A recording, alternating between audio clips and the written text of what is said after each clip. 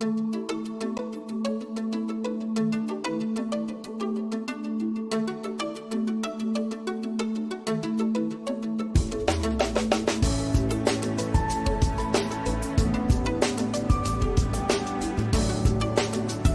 of Northglenn, Channel 8, keeping you informed of events in your community.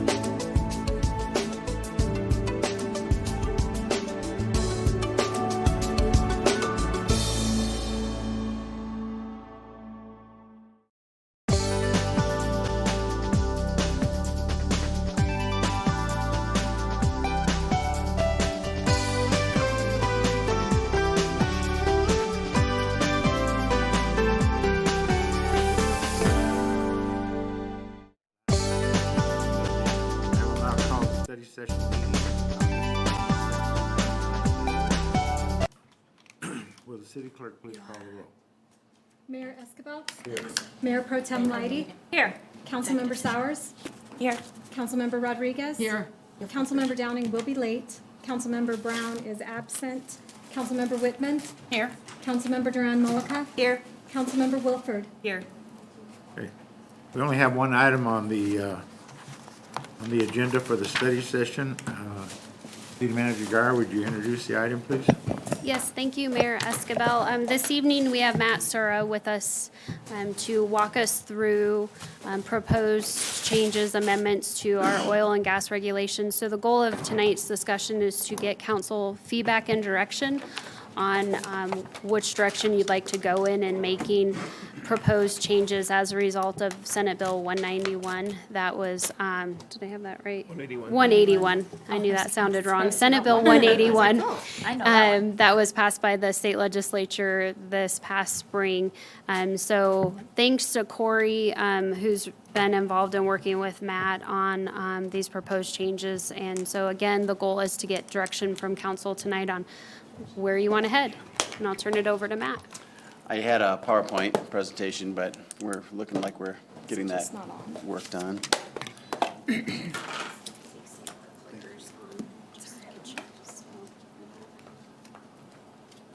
That'll work once it's up.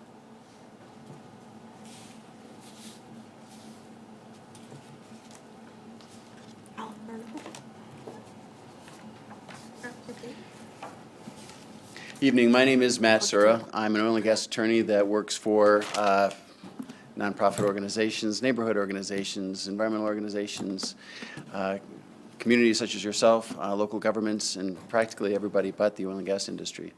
One of a handful of oil and gas attorneys that isn't working directly for industry.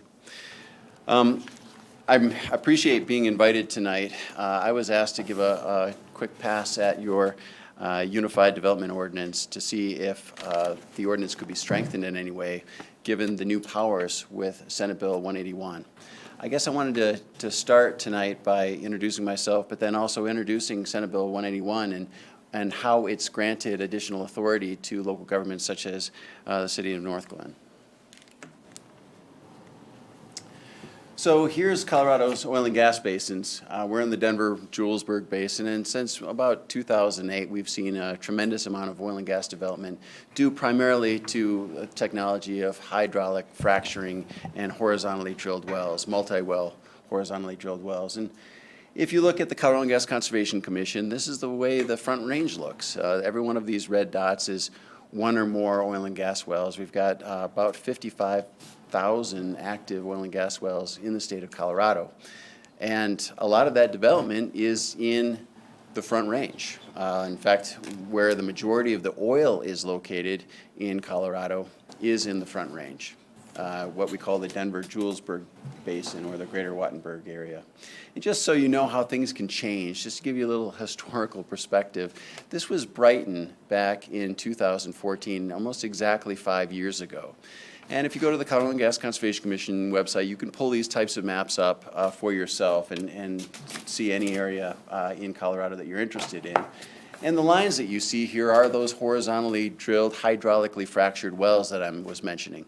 Now, these wells are going down 6,000 to 8,000 feet below the surface, more than a mile and a quarter, And then they turn that bit, and they're drilling in that formation, either the Niobrara or the Codell geologic formations, for 1 to 2 to even as much as 3 miles now.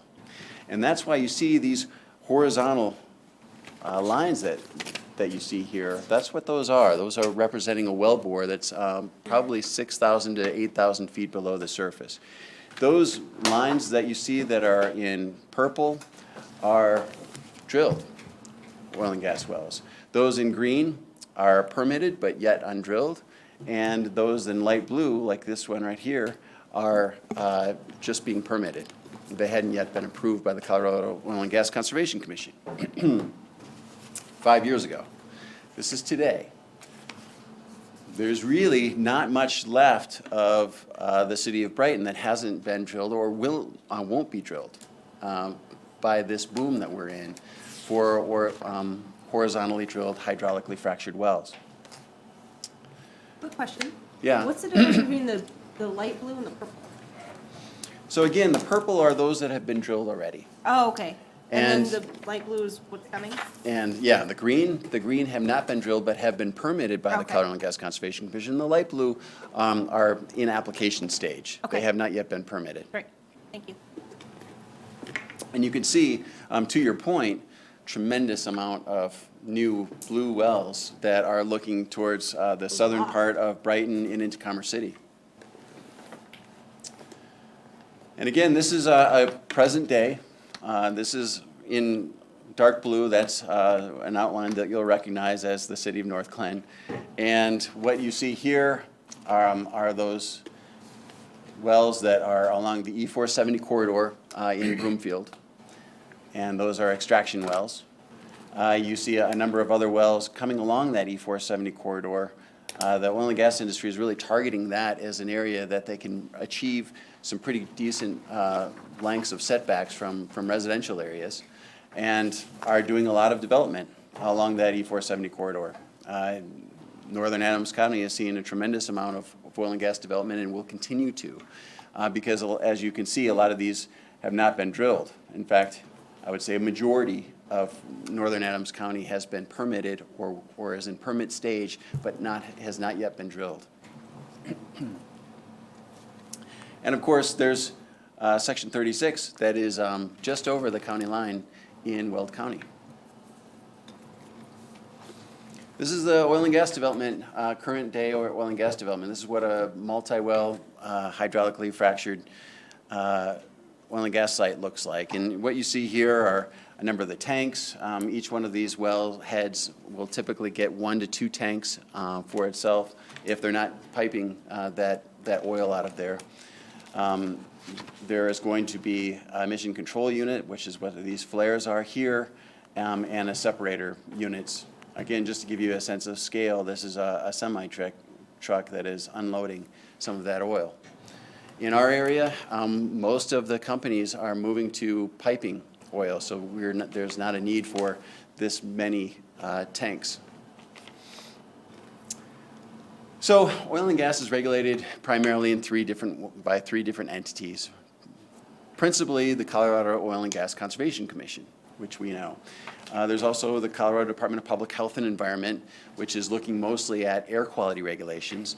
And local government has always had a role in regulating oil and gas development, but that role has been accentuated by Senate Bill 181.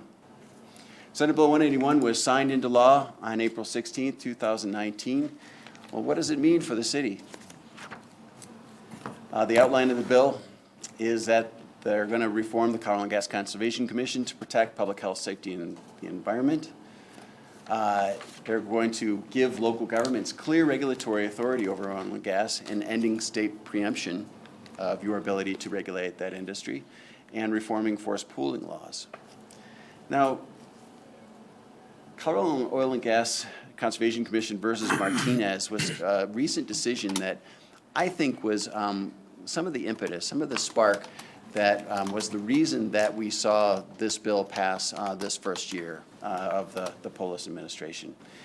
That is that the Colorado Supreme Court found that the Colorado Oil and Gas Conservation Commission's mandate was to foster, first and foremost, to foster the development of oil and gas and then protect public health, safety, and welfare. And I think that that was alarming to a lot of our July 2020.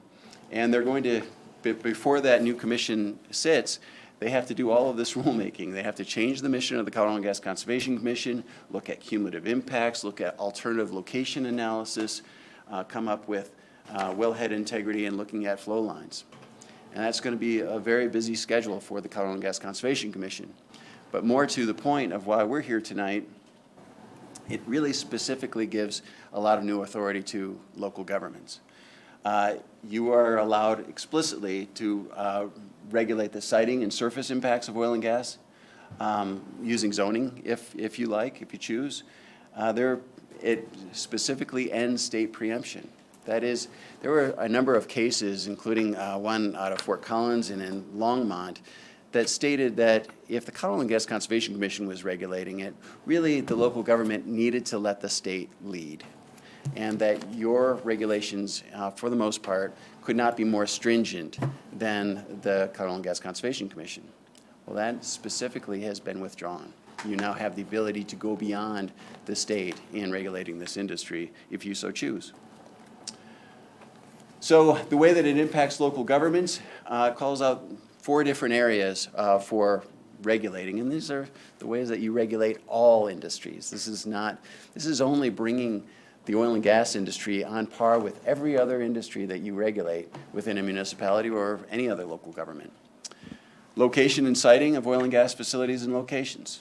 You can mitigate impacts. You can allow for oil and gas development, but you can state that they need to use best management practices or make sure that they're not causing a nuisance to nearby neighbors.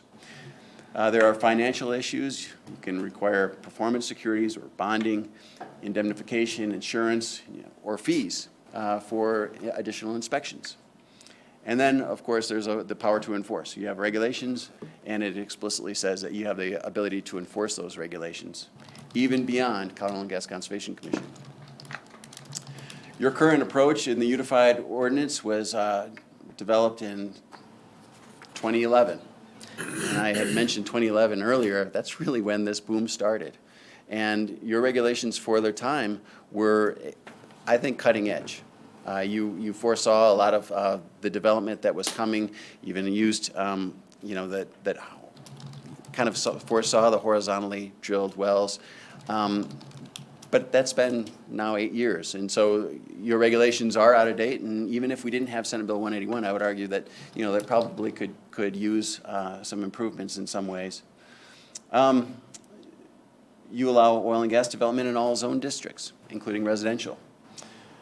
You defer to the Colorado Oil and Gas Conservation Commission to avoid operational conflict as you needed to, because you didn't want to be brought in to the court system for preemption lawsuit. And you allow the Planning Commission to recommend conditions of approval. The decisions are made by you, the City Council, and you allow penalties assessed for violations. So you had enforcement of your code.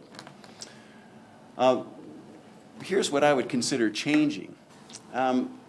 Again, looking back at what you are given the explicit ability to do, first and foremost, location. Location is the most important. It's really hard to find best management practices or mitigation measures for a bad location. If a location's in the middle of a neighborhood, you're going to have some unhappy residents, unhappy constituents. So, first, look at, the possibility of excluding any oil and gas development from residentially zoned areas. This is something that Adams County is considering right now. In fact, we'll be passing, they're slated to pass those regulations within the next 2 weeks. There's a possibility of a 1,000-foot setback. Current state setback is 500 feet. Mitigation of impacts, you could require best management practices. Best management practices are things that the industry has been doing since 2011. In many cases, because there was this preemption issue, locations such as Dacono, Brighton, now Commerce City, were working through these operator agreements, really contracts with the oil and gas industry, asking them voluntarily to go beyond the Colorado Oil and Gas Conservation Commission in providing extra protections for public health, safety, and welfare. And so we have a long history from Erie to Commerce City, as I said, to now Aurora has these operator agreements. We have a long track record of the industry voluntarily agreeing to protections that are beyond state regulations. And bringing some of those best management practices into your code makes a lot of sense into the unified ordinance. And then financial issues, making sure that taxpayers certainly don't have to foot the bill for any of this oversight or any oil and gas issues whatsoever. And so I put that, a red line version before you today. We don't have to go through it line by line. I don't even think that necessarily that would be really helpful at this point. I think what's more helpful is just to talk through kind of general guidance as to what you think should be in the code, whether or not, we're tackling the right areas, and then on giving some direction to myself and to Northglenn City staff to then work on those red lines and bring them to through the process and amending your unified code. Questions?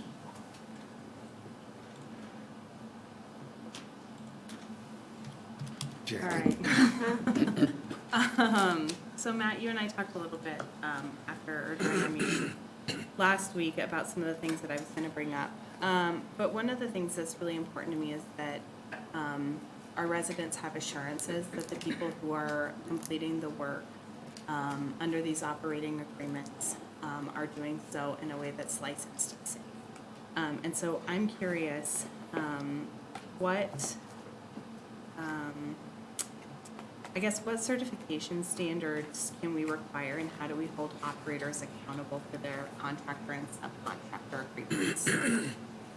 I know that this is something that Adams County is looking at right now. I believe that they're looking at requiring things like, specific OSHA certification for welders, requiring licensure of electricians, so that there are always the appropriate folks on site. Can you speak to how that could potentially work and how we could integrate that into our code? Yeah, absolutely.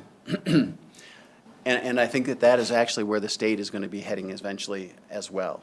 In fact, there's some requirement that there is some looking at certification specifically of welders, pipe fitters, and that is probably going to bring in this larger certification discussion at the Colorado Gas Conservation Commission, which is actually not one of the first year priorities. It won't be dealt with probably until late 2020 at the earliest. Having said that, absolutely, I think that Northglenn could bring that those issues into its regulations. I would hesitate doing so if it meant that Northglenn was the only one out there, because frankly, there's not enough oil and gas development possible within the city of Northglenn, whether you're pro oil and gas development or not. There's just not that many locations that have the kind of setbacks that are currently required by the Colorado Gas Conservation Commission. In fact, I would argue that it would be very difficult for them to find anything, any places to drill in the lower part of Northglenn, the main part of Northglenn, other than Section 36 in Weld County. So it would be really difficult to incentivize certification if they weren't already doing it and being asked to do it by a larger entity like Adams County. And so I would really want to work with Adams County on that certification and employ some of what Adams County is requiring into your Unified Development Ordinance. So I have a follow-up. Yeah, and I do too after you're done on this Okay. one. So I want to clarify, I was under the impression that Adams County and their rulemaking only pertain to the areas in which Adams County had jurisdiction. And so, in my opinion, I think it's critical that even though there is a potential that we may not have as much oil and gas activity, perhaps as other municipalities or as Adams County as a whole, doesn't mean that we can't put good policy in place that protects the health, safety, and welfare of our residents.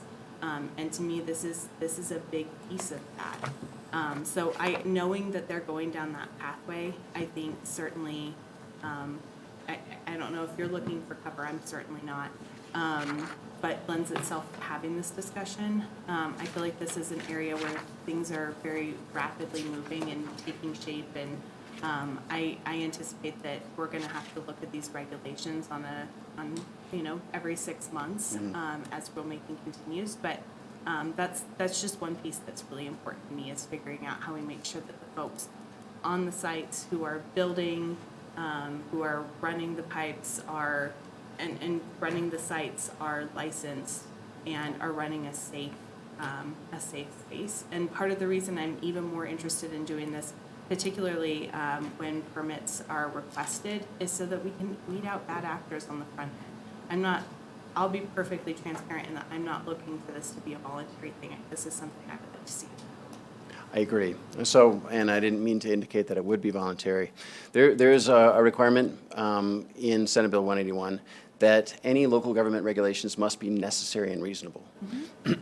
I would argue that anything that the oil and gas industry has done voluntarily is almost already fits that category, that it's reasonable. They've already voluntarily done it in another place. And so I think that all of those issues can be brought wholesale into your code. And I didn't mean to indicate at all that you needed to follow Adams County's lead. I do think that it's going to be helpful, particularly for things like certification, that it's not one local government is requiring this one thing and another local government is requiring something else. I think that if you're interested in that issue, time would be well spent in engaging right now with Adams County, or having me engage with Adams County and say, let's do this together. Let's make sure that all the local county municipalities within Adams County and Adams County itself are all requiring this higher standard. Certainly, you don't want an unlicensed pipe fitter or anyone else operating just outside of Northglenn or just outside of Thornton or any of our other neighbors. I mean, it benefits us all to have similar regulations in that line. I agree, and that was on my list of things that I wanted to talk about, is building some sort of regional task force to have this conversation. But I think that City Attorney has something he wants to add. Two things. First of all, I think Adams County has, I was talking to Matt earlier, Adams County has been having some collaborative discussions and has not included Northglenn. They've included apparently Brighton and a couple other communities. My hunch is it's because Northglenn doesn't have the type of area that Adams County would identify as sort of ripe for oil and gas exploration, because of how the Adams County portion of Northglenn is laid out. But having said that, under Senate Bill 181, I believe, and Matt can certainly correct me, that there is a distinction sort of implied in the legislation about sort of in the hole and outside the hole, and that ultimately Northglenn's regulatory authority from a local land use perspective is above the hole. And so I guess my question would be, to follow up on yours, is there licensure and certification requirements, regardless of what others are doing, that would be kind of limited to above the hole? Because I think that is where our authority is. I would agree with that, and I think you get into pipelines certainly is considered above ground, Okay. Even though they're below. That is a land use that you certainly have authority on.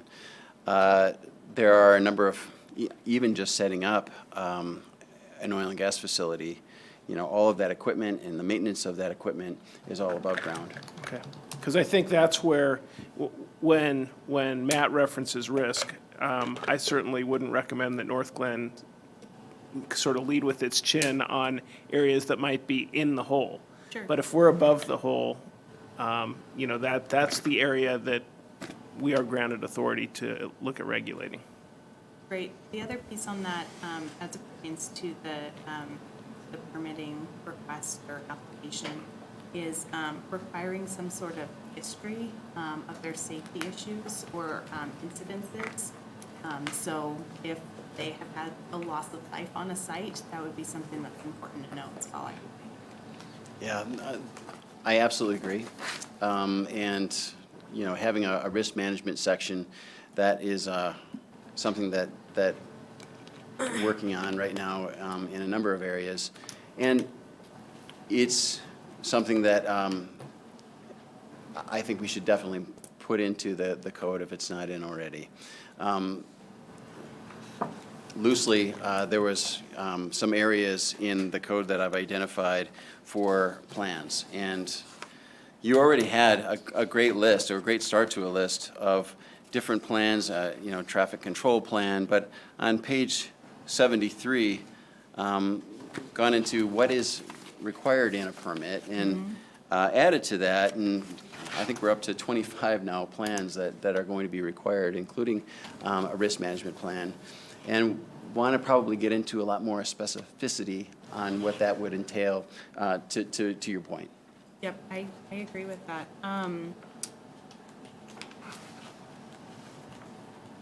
Just going through,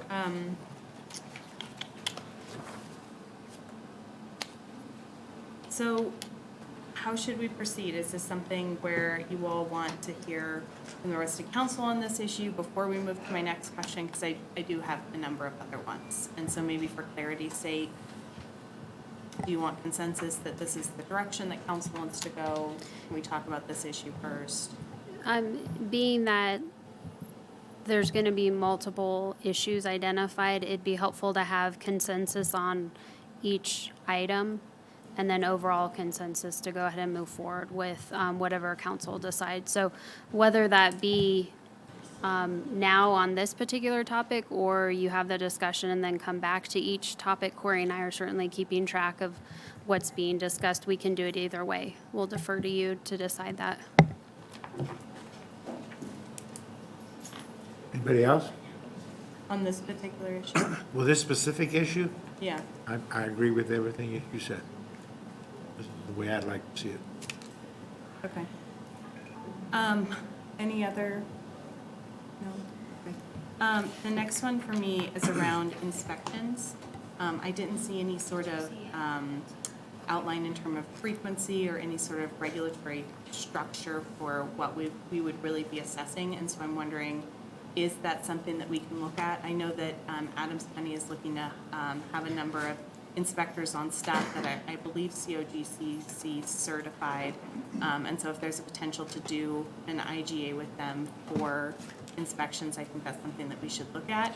But I think that I personally feel like there's quite a bit missing from the inspection section, around fines, fees, what we're looking at, if we're testing soil, if we're only testing air quality and water.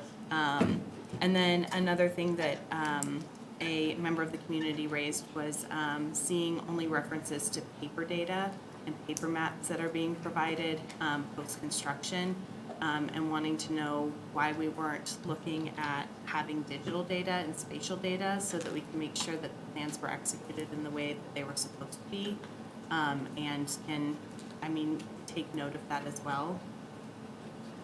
I'll stop talking. You're right. I didn't go into inspection, and haven't really seen any local government do that. It's typically done in policy, where they have an inspection guidance for their inspector, really making sure that you have funding for an inspector first and foremost, and then secondly, because I'm not expecting more than one site, frankly, at most, within the city of Northglenn, I would really urge you to enter into an IGA with Adams County, as I'm encouraging other municipal clients to do within Adams County, because frankly, it makes sense to have a uniform system of inspection. I don't like the idea of an inspector getting a call and then arriving and realizing, the Adams County inspector realizing that it's just into the city of Brighton and therefore they can't inspect it. That doesn't make any sense. We have to address those issues, and I think having some consistency through the county inspection policy is probably something that it would need to be worked out there. So that's an area that we can work on fleshing out a little bit more and exploring an IGA. Yeah, Absolutely. again, remember though, that most of the oil and gas exploration, if any, in Northglenn is not going to be in Adams County. Right, I know Okay, so that, that's- but is there a reason that we couldn't use an Adams County inspector to provide an inspection of a site in Northglenn, even if it's not technically in Adams County? Because at that point, the inspector's no longer working for Adams County, they're working for us. If Adams County agreed to that, the answer is yes, but they would be a Northglenn representative applying Northglenn rules, not Adams County rules. And I Right. think one of the things that Matt has talked about is having a uniformity of rules between Northglenn and Adams County. It'll be tricky, but Adams County would have to agree to it. Okay, I think that's a conversation we should have.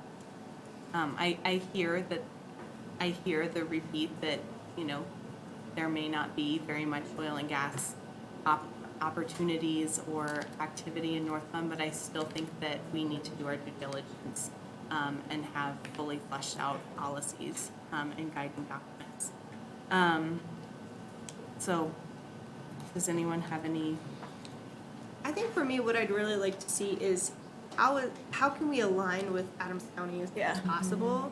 I wouldn't want to be a standalone compared to them because, I think that it doesn't really necessarily make sense, especially for the Adams County part of Northglenn.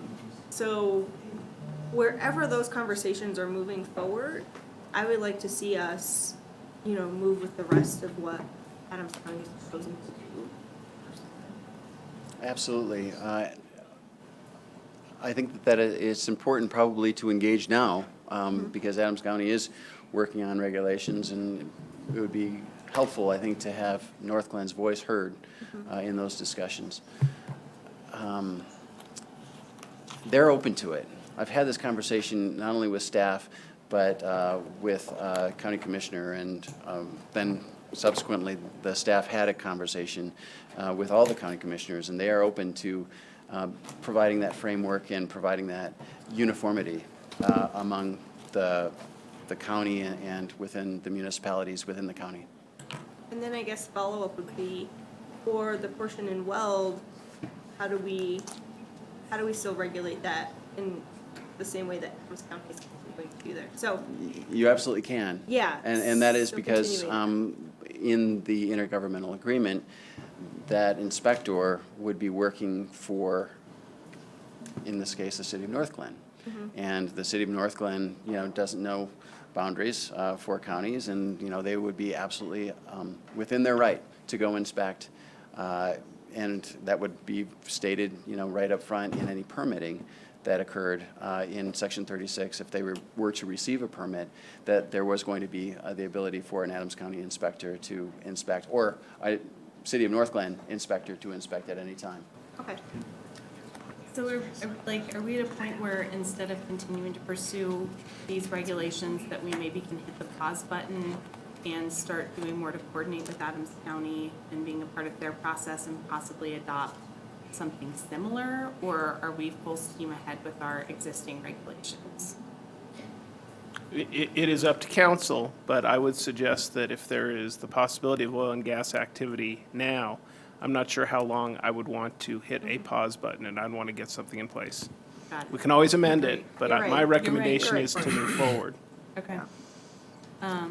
So perhaps that's an area that we can continue to flesh out as around inspections. I have three more things, and I will hopefully be brief with them. The next one is around, this may have more to do with the cumulative impact piece, Matt, and I know that there's an entire rulemaking process still to go through on that in 2020, but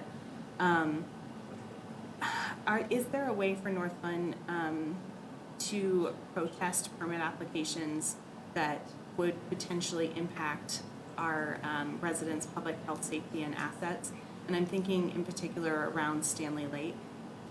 Absolutely. If there are, is that something that has to be codified, or is that something that we just go out and do because now we have legal standing to do that, or no? Yes, you do have legal standing. You would be adversely affected by any development or any contamination of Stanley Lake, and therefore you have the ability to protest to the Oil and Gas Conservation Commission today. And one of the conversations I had during Senate Bill 181 with Representative Mullica is we have the strongest watershed protection ordinance, which is authorized by state law, and this is within our watershed. So Northglenn has an existing ordinance that gives us the authority and standing to address Stanley Lake. Does that need to be reinforced in these regulations for the area outside of Stanley Lake? we have the jurisdiction for anywhere within, I think it's 5 miles from a point where we get our water. So essentially 5 miles in this case from the church ditch, which goes into Stanley Lake and then goes up, it's roughly 26 miles, goes up to Clear Creek Canyon. Okay. The other piece that I'm really concerned about is aging infrastructure and wells that have been capped. Is there anything that we can do with that in terms of requiring annual reporting or comprehensive mapping and testing? Right, like the last thing I want is to find out that pipe is deteriorating and we have, a situation like Firestone in our backyard. Absolutely. And just so you know, this is something that after Firestone, God forbid that anything like that would happen in Colorado again. The state is looking at an entire rulemaking based on that aging infrastructure question, both in what's happening downhole, but also if it becomes an orphaned well and the operator, takes off, runs out of business, trades to somebody that, is not a good operator. Those orphan well and that issue is something that is going to be addressed in rulemaking in 2020. So is there anything that we can do though now in our own UDO around aging infrastructure and mapping? Absolutely. And, I did look at the Colorado Gas Conservation Commission website, and I didn't see that there was a lot of old oil and gas wells within the city limits. But we start there, making sure that those are properly plugged and abandoned. And if they're not, make sure that is done. There's a fund at the state to do that if the operator is no longer in existence. And to ensure that happens, that's why we have the bonding and some of those assurance provisions that I mentioned earlier. That is to take care of those issues. And is the bonding level that you've outlined, I think it was something like $3 million, is that sufficient to cover any impacts, loss of life, workers? No. It feels really low. No, because that's not what it's for. What you're talking about is something that would need to be insured. Okay. And you have to have separate insurance for those types of loss of life, limb, that type of thing. Then the surety is really for the rare case where an oil and gas company just dissolves. It goes into bankruptcy. You have to have $3 million to be able to secure that site and make sure that it is safely shut in. And, typically that doesn't happen. And if it's a newer site, somebody's going to step in or the state will step in and take care of that. But it's just a surety for that scenario. Those other issues need to be taken care of through insurance. And I apologize, I don't know that I saw anything about insurance in there. Is there that requirement in the code that you outlined? It should be. Okay. Yeah, And- under, it's number C, 2C. Okay, great, and you believe it's sufficient? Yes, but Okay. I didn't put a limit because I don't know what's being proposed. It's based on the application. If it's going to be 3 wells, it's going to be far different than if it's going to be 27. Okay. And then the other thing I wanted to bring up is around notification. Yeah. I personally would like to see more public notification at the cost to the applicant. Doing some sort of postcard or letter letting folks know within, I don't know, half a mile or. I think that's a that great they've idea. Submitted an application for a permit, and then requiring that they do a public meeting outside of this process, and then letting folks know what the decision has been, whether it's moving forward or not. I have a clarification on your public notification request. Yeah. Northglenn residents or anyone within a half mile? Because for Anybody. liquor license and other licenses, it is limited to Northglenn. I think it should be limited to anybody, especially given, the proximity of section 36 to other residents. And I understand that those potentially are not our residents, but we all breathe the same air. Okay. And I want to make sure council agrees with that because that's different from any other permit in Northglenn.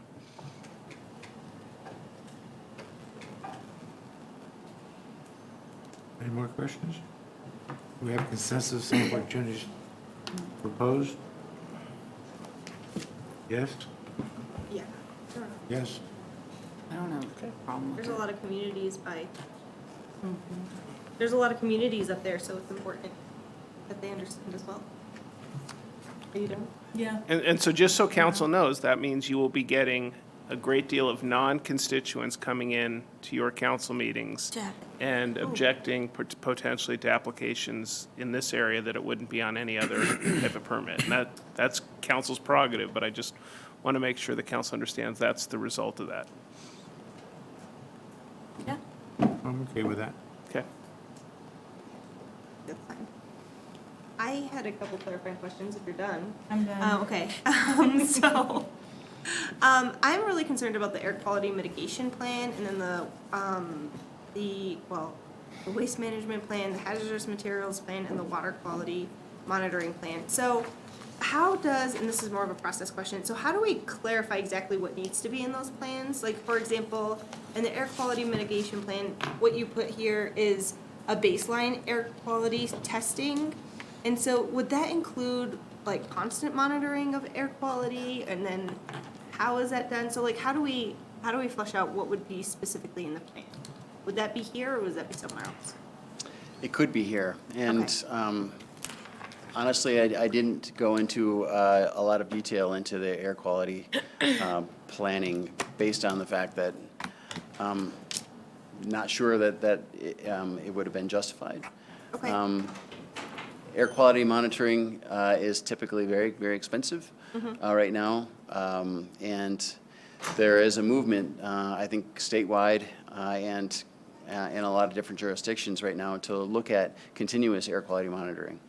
And this, the idea is to have continuous air quality monitoring, which is, typically low-tech, $20,000 monitor that then will signal to the operator that there's a problem, that there's an increase in volatile organic compounds, say, benzene or methane, natural gas. And that will trigger, a response from them and make sure that they go out and make sure that everything's okay. You can go even farther, as Broomfield has, and they're spending $1.3 million a year on this, going through and having monitors not only on the well site, but all throughout the community to make sure that there's a baseline and understanding how anything that's happening on the oil and gas location is affecting the community, miles south. Yeah. And these sites are getting to the point where they're not creating a real nuisance once they get into production. They are typically pretty clean sites, about 98% efficient, and not leaking if everything's running as it should. I guess that is absolutely something that the city council could direct, and if you wanted me to ask for much greater air quality controls, we could do that. The reason why I'm really pushing for this is because air quality monitoring is very expensive, and I don't really know if it should be the people of Northglenn who should have to foot the bill to make sure that their air is clean, because of this activity. And so that would just be one of the things that I'd really like to try and consider beefing up a little bit, because personally, obviously, there's major health outcomes if we have some pretty bad air quality coming. If you want air quality monitoring, absolutely, I agree. That needs to be paid for by the operator. Mm-hmm. Okay, great. And then also, and then just water monitoring plan and hazardous waste. So, where's that used water going, or anything like that? I don't know the specifics of that, but that is just another thing that really makes me nervous. We just want to make sure that, we're being really safe with the chemicals or anything that might be used at this. Absolutely, and that is something that would be incorporated into the plans that are required there. A waste management plan is used hydraulic fracking fluid and produced water. That's the waste that they generate once they're in production. And typically that you're looking at 1 to 2 trucks a week initially, and not much more of that ever. That will eventually go, right now, there's not a lot of recycling of that happening. Yeah. It's going to injection wells in Weld County for the most part. Again, you know, that's 1 or 2 trucks a week. It doesn't cause that much wear and tear on roads, and not really any negligible increase in traffic. Does it increase wear and tear on our roads that we should be concerned about? Have Absolutely. other communities talked about that? Absolutely, and if you were having, if you were to allow oil and gas development and you had a road that was being accessed, you would certainly want to have before and after and a requirement that, you know, they pay for bringing that road back to the condition that it was. That really, because they're going to be anywhere in this area, my projection is that they will be using pipelines. And so you're not going to be seeing these tanker trucks go, you know, for the life of the well, which could be 25 years. Okay. Mostly it's going to be just during the drilling and hydraulic fracturing that you're seeing any impacts to your roads. But that could be a year of activity on one location. And certainly, you know, that could create, you know, both traffic impacts as well as impacts to your road. And that's why I have a road maintenance agreement as a requirement. Okay, great, yes, just, we need our roads as much as we can. Absolutely. Enough for me. Marcy? So I have a question on fees on 2A. Is that a fee that is in line with many of the other communities or the state? Like, where did it just like become 10,000? Where'd that number come from? What's it based on? It's based on, and again, I haven't looked at your fee schedule, but typically the top line fees are looking at PUDs, you know, some of these bigger developments that are going to result in numerous meetings, neighborhood meetings where you have to have staff attending and a lot of review by your staff. And so I wanted to be conservative and put what I thought was kind of a towards the top of most municipalities' application fees, which is $10,000. And it certainly could be justified based on the fact that there are a number of communities that have permitted oil and gas development, and typically it takes about 3 to 6 months to go through that permitting process, and could be 100, 200 hours of staff time.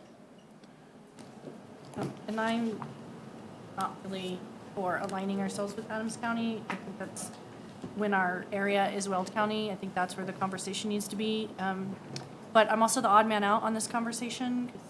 I'm very much not in line with a lot of the regulations that the rest of council wants for oil and gas. So, okay, just odd man out.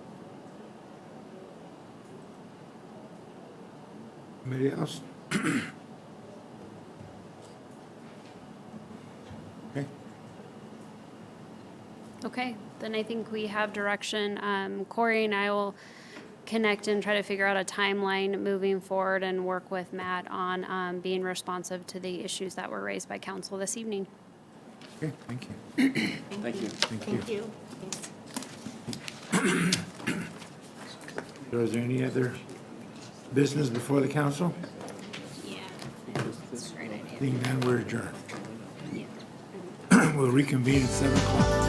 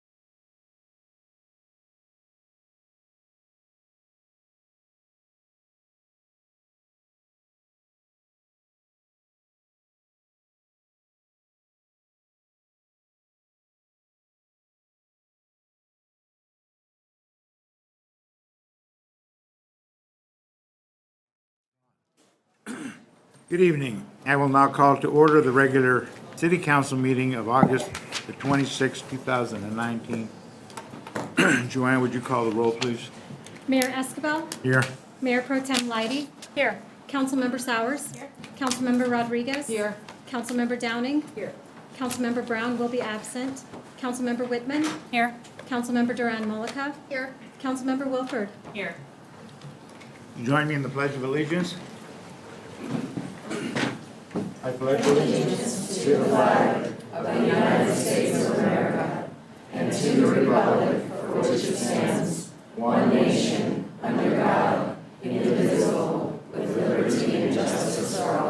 Thank you. City Manager Guyer, are there any responses to citizen inquiries? Yes, Mayor Escabel, just a couple items for council's information along with the public this evening. Previously, we had a resident attend a council meeting with concerns about traffic speeds on Carroll Lane. Staff has coordinated having traffic counters out beginning, let's see, it'll be placed on Monday, August 26th, and picked up on Tuesday, September 3rd. So this will capture a full week of traffic along with the holiday weekend. So I just wanted to let council know that we're moving forward with that work. Additionally, the city's been doing concerted efforts around school zone. So previously we had shared with council the school zone improvements at Global Village.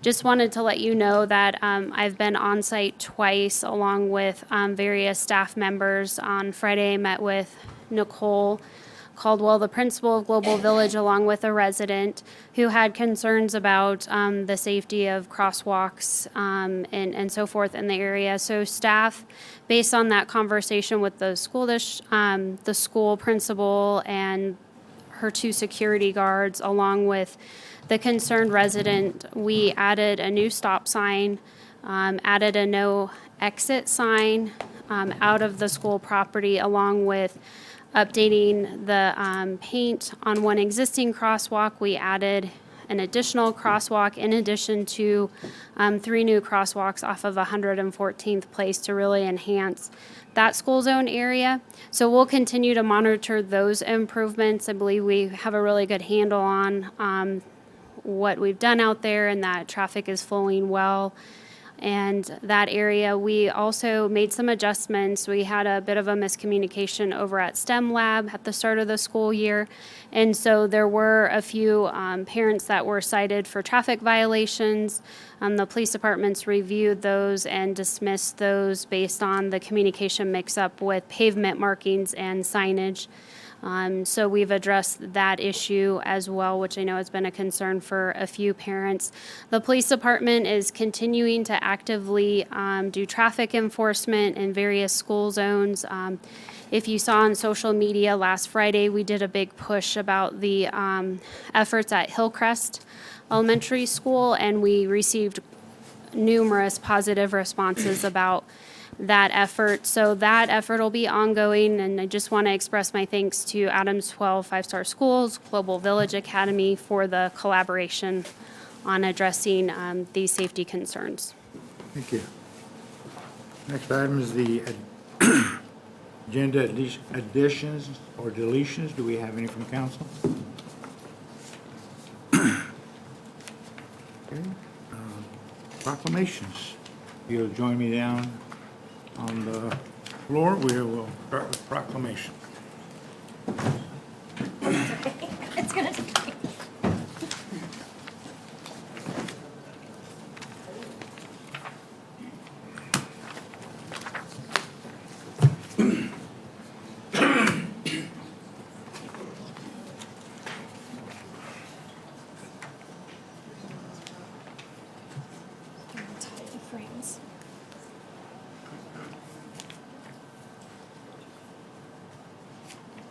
Good evening. Tonight, are we on? Are we on? We're here?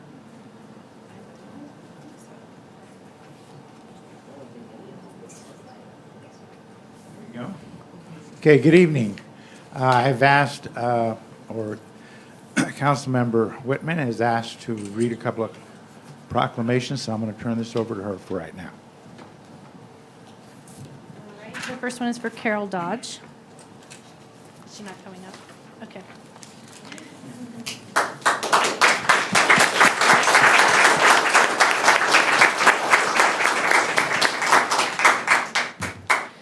All right, so whereas the city of Northglenn celebrates its 50th anniversary in 2019, and whereas the city is celebrating residents whose contributions have positively affected the city and the lives of others, and whereas Carol Dodge has been an engaged and dedicated resident and business owner for more than 20 years, including serving as a member of City Council, as Mayor Pro Tem, and as Mayor, and whereas Carol represented the city of Northglenn with distinction as the president of the Colorado Municipal League Executive Board, and whereas Carol has volunteered her time with the Northglenn Youth Commission, Northglenn Arts and Humanities Foundation, Northglenn Senior Organization, and has been an advocate for projects benefiting the residents of Northglenn, and whereas Carol is described as a blessing for seniors, being incredibly caring and giving of her time. I know, I'm sorry. Whereas Dodge Signs has been a generous community member, providing sponsorships to city events and to numerous nonprofit organizations whose services protect children, assist individuals, and strengthen families in the community. And whereas Carol has volunteered at many city events, including dressing up to entertain children and attendees at Safe Street, Halloween, and Noel Northglenn, and whereas Carol has inspired others and has positively impacted the lives and living conditions of individuals and the community at large. Now, therefore, I, Marcy Whitman, on behalf of Antonio B. Escabel, Mayor of the City of Northglenn, Colorado, hereby congratulate Carol Dodge for being honored by fellow residents, City Council, and myself for her contributions to the City of Northglenn, dated at Northglenn, Colorado, this 26th day of August 2019.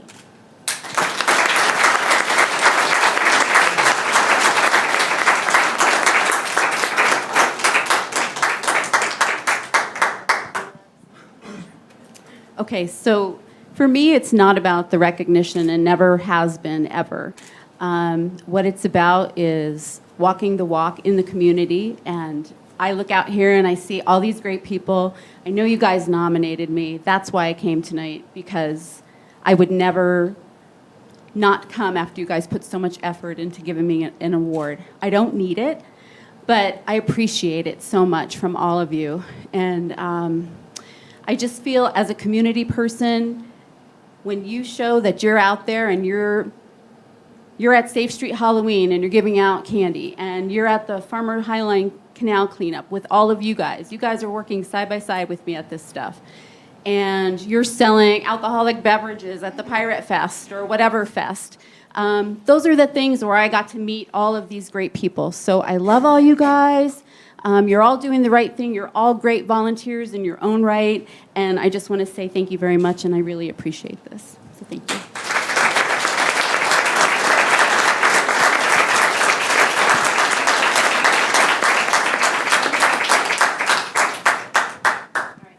So I have one more. So whereas the city of Northglenn celebrates its 50th anniversary in 2019, and whereas the city is celebrating residents whose contributions have positively affected the city and the lives of others, and whereas Wayne Dodge has been an active and engaged resident and business owner for more than 20 years, including serving as a member of City Council and as a member and advisor to the Northglenn Urban Renewal Authority, and whereas Wayne has been a member of Northglenn Thornton Rotary Club and Metro North Chamber of Commerce for many years, and whereas Wayne continues to volunteer his time in the community and is a snowstormer, assisting residents in need throughout the winter months, and whereas Wayne has organized groups of high school students to dish up free ice cream, creating Northglenn's largest ice cream sundae, and provides candy for the police department's Safe Street Halloween events, and whereas Dodge Signs has been a generous supporter of events and activities in the city of Northglenn and to schools in the Adams 12 5-star school district through sponsorships and partnerships, and whereas Wayne is a business and community leader who makes a positive difference for others in the community, and whereas Wayne has positively impacted the lives and the living conditions of individuals and the community at large. Now, therefore, I, Marcy Whitman, on behalf of Antonio B. Escabel, Mayor of the City of Northglenn, Colorado, hereby congratulate Wayne Dodge for being honored by fellow residents, City Council, and myself for his contributions to the City of Northglenn.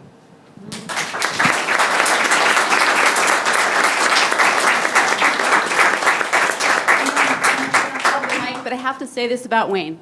So Wayne, I live with them, okay? And when snowstormers happens, and I'm going to tell you this truthfully, there is always a huge storm on Saturday or Sunday. His snowstormer team consists of a lot of our employees at our business who don't come in on Saturdays and Sundays. He has gone out there, I cannot count the weekends, and done, how many does Wayne do? I don't know how many. Does 10 for the city, plus I know he has at least 15 on his own. He does them all himself. Dedicated every weekend to go out and do that when it snows. So that's a big deal. He definitely walks the walk. And I just think it's amazing. And every time he would get up and do that, kudos to him because that's a hard job. So anyway, I just wanted to mention that because I think that's part of being a resident in the city too and being recognized for that. So thank you very much.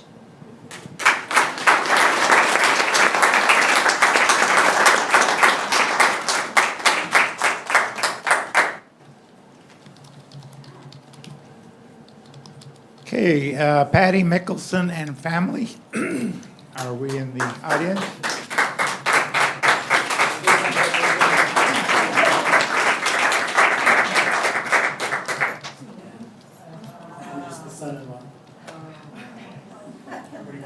That's awesome, right here. She's going to take lots of pictures.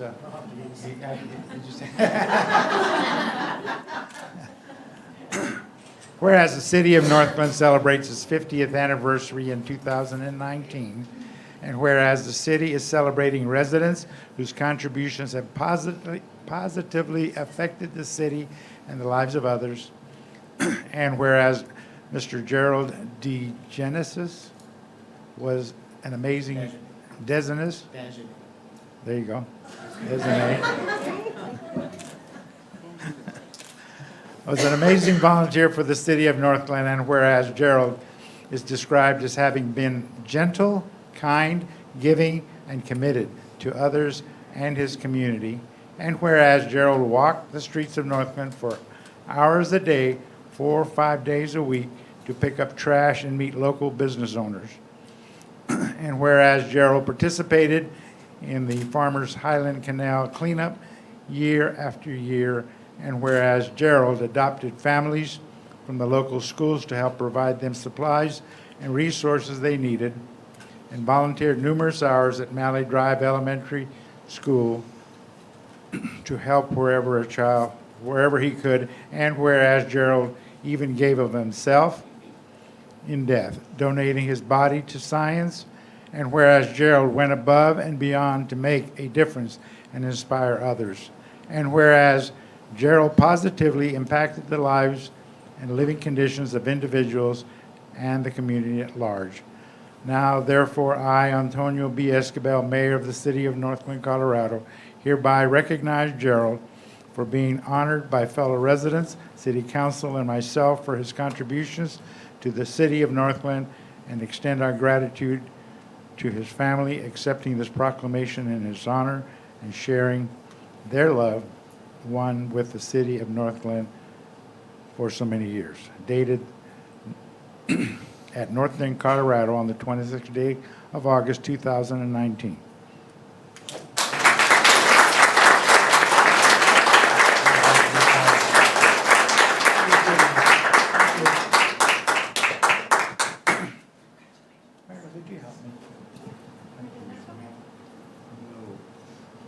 Who's up next? Let's see. Rosie Garner, is she here? Because I think is it your birthday? It's your birthday, right? Okay, I'm going to save you the whole song, but on the count of 3, let's all say happy birthday. Ready? It's my birthday. 1, 2, 3. Happy birthday to you. Happy birthday to you. Happy birthday.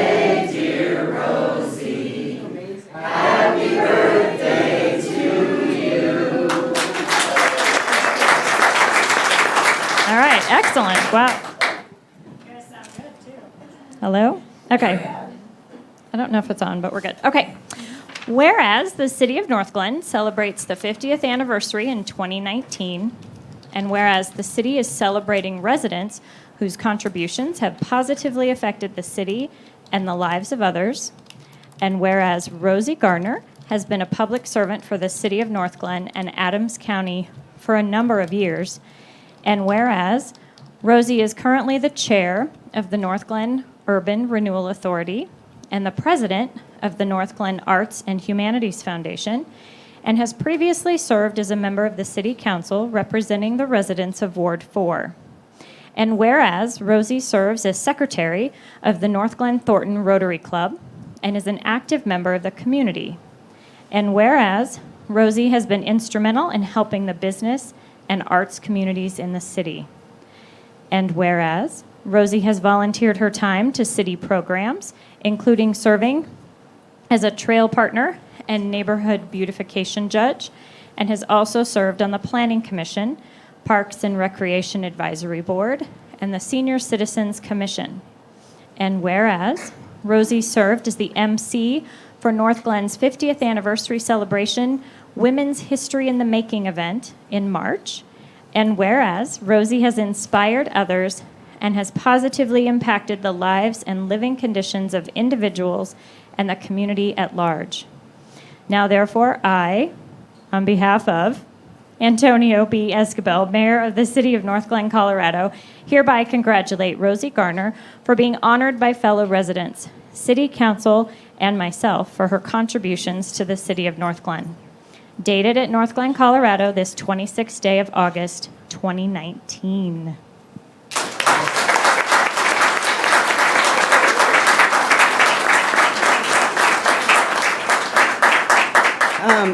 You never want to hand me the microphone, right?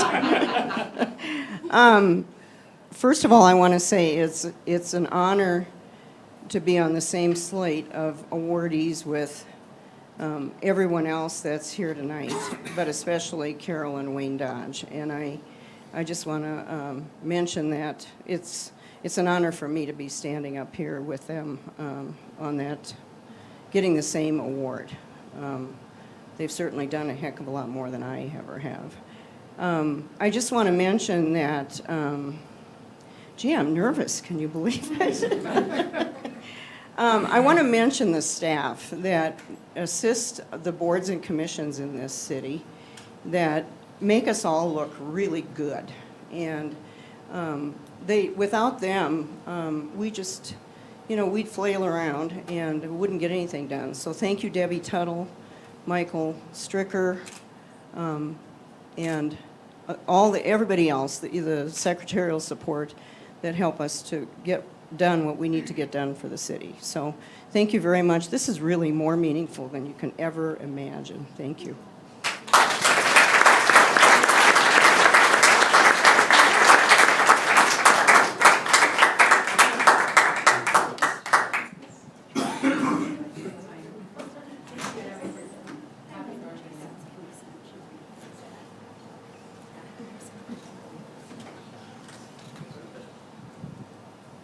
Okay. Jeff Paplow, is that how you say it? Oh, come on up.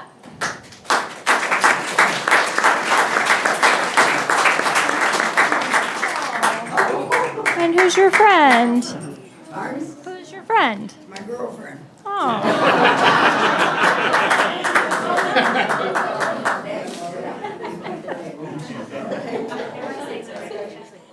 Yes.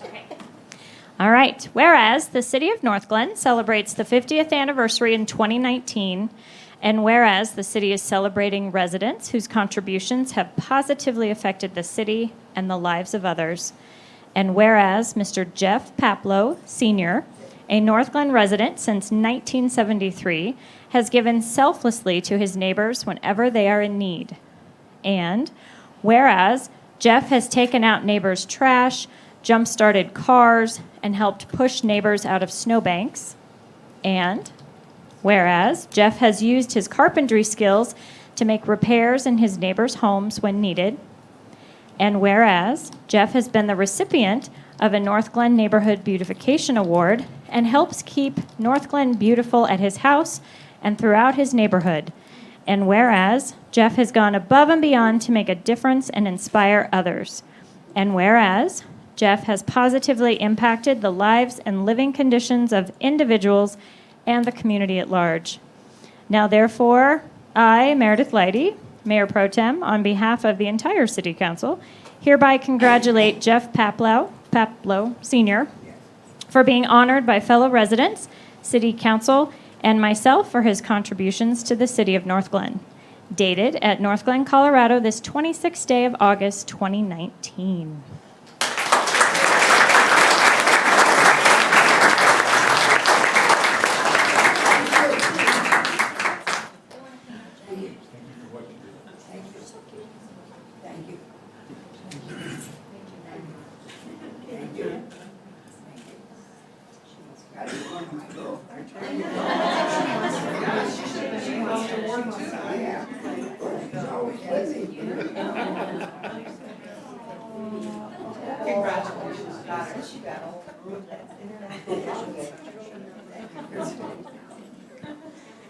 All right, Alan Richardson, come on down.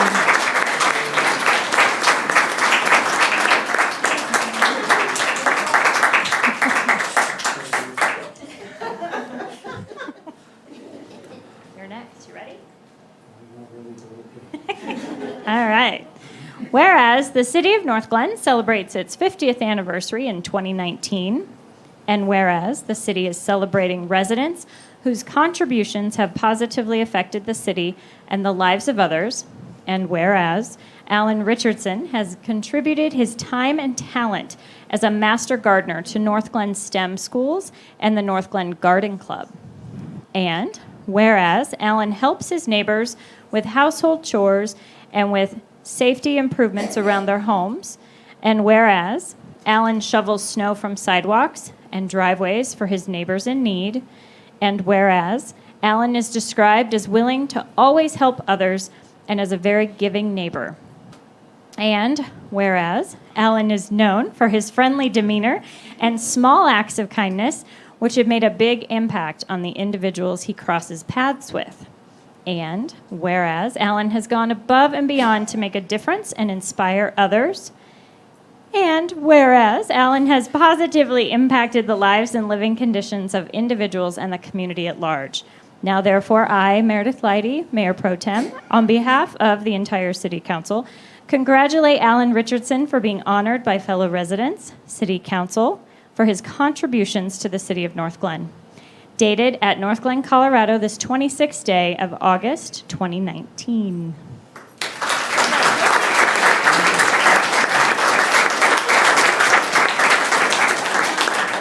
Rosie, don't you want to come back up and say something more?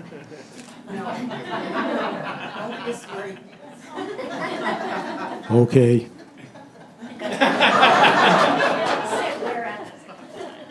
No, you said enough. Whereas, I figured that everybody ahead of me had much better whereases. So it was like, the more the whereases, I guess, the less I do. So I'm quitting now while I'm ahead. Thanks, Margaret, for getting me into this.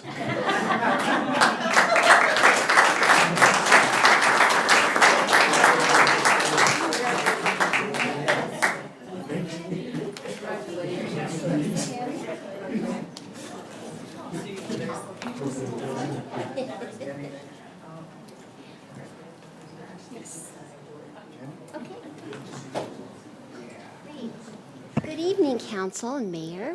Thank you for having me tonight. Is this okay? I always like to ask. I'm sorry.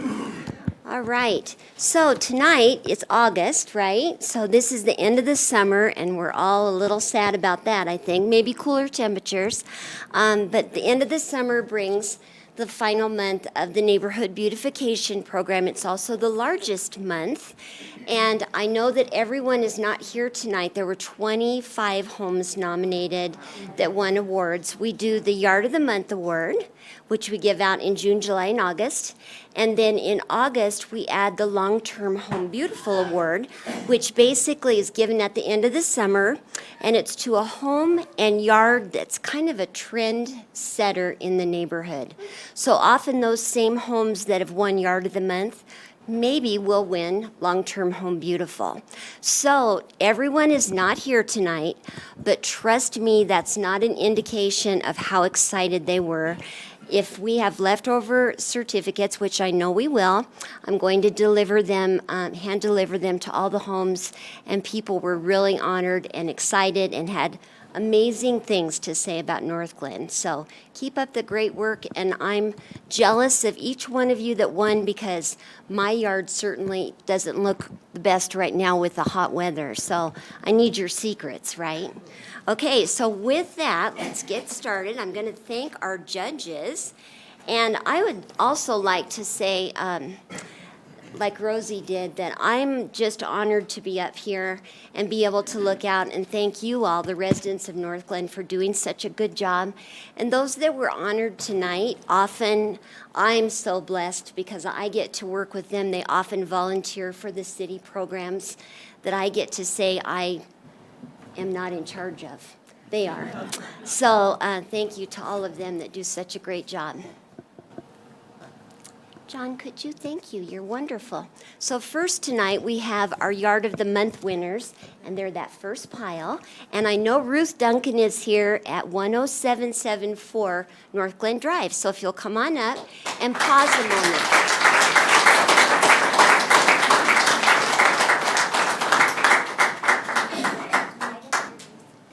And just pause with the mayor for a moment for a photo.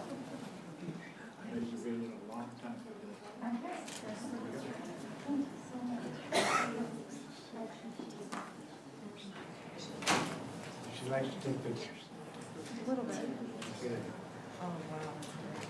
Let's see this will work.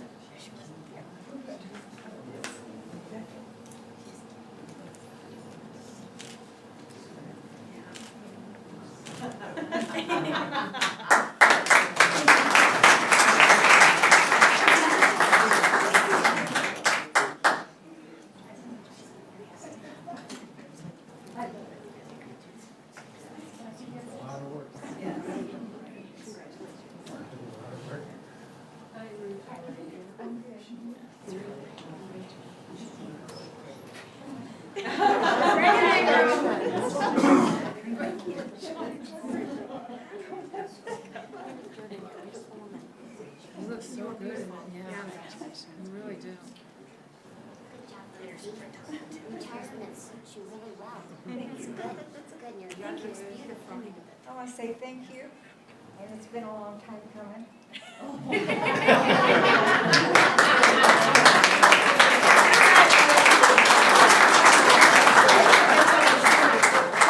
I love hugs, and you know you can never get too many hugs, and I'm always willing to give a hug.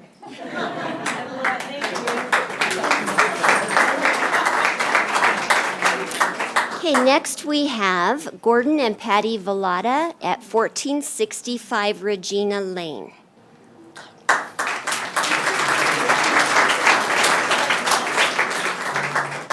Carol Kadowski at 10530 Gilpin Street.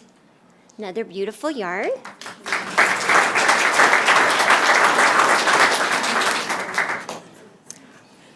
Jim and Brenda Kaler just called me. They're just getting home from a vacation, so they're not able to be here. 1075 Clare Lane.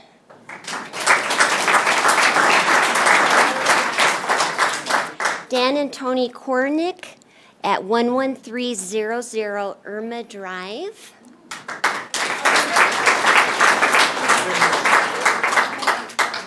Jenny, I think they're Yes, oh, sorry. Oh, I'm sorry. I apologize. I'm too fast. Sorry.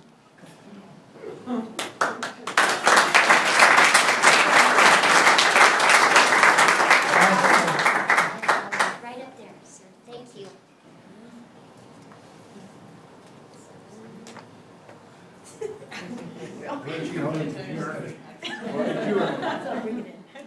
Never mind. Turn around. Let's take a picture. Everybody wants to take pictures. These are all headshots.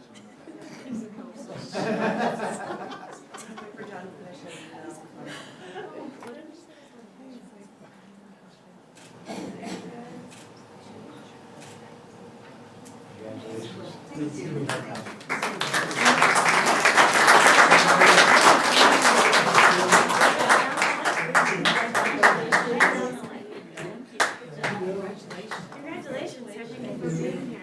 Congratulations. Good job. Thank you for being here. I'm sorry.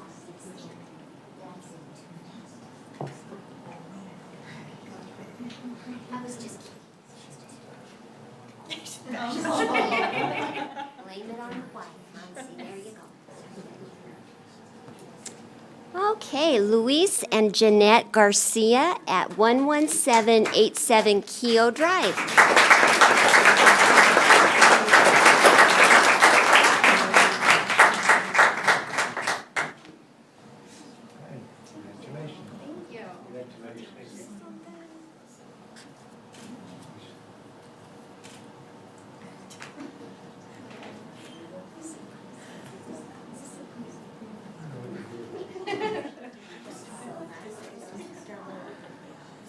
Next.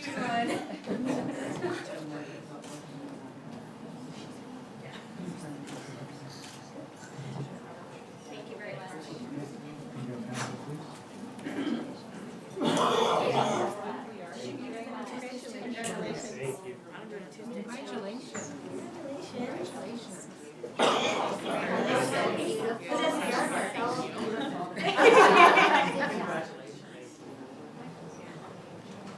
Philip Jones and Jose Mata, and they were not able to attend tonight, but look at that beautiful yard at 11694 Claude Court.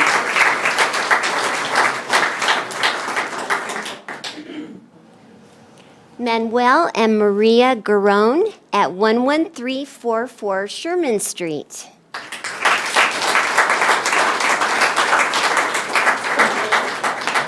Well, we took it, you do all the work, huh?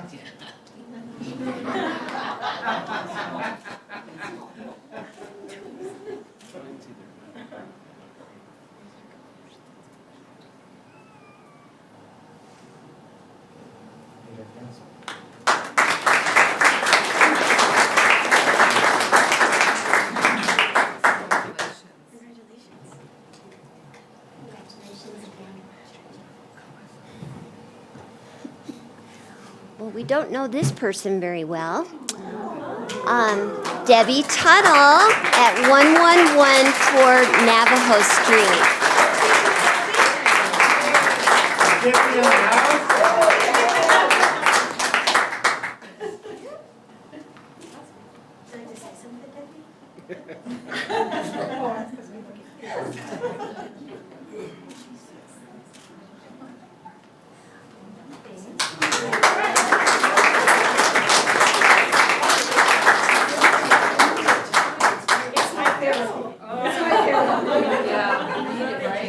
Wonder Woman. Can I say one quick thing? This isn't a microphone. Okay. Right there. Oh, so you will laugh at this. So Rosie, who's a master gardener, who came and took the picture, I asked her to come into my backyard because I had this beautiful, like 5 or 6 of them, really big stalks with, it looked like flowering kind of things. And I said, what is this? What is this? And she goes, I don't know. I've never seen anything like it. I hate to tell you, Debbie, but I think it's a weed. So they necessarily came up. So I'm definitely not a master gardener.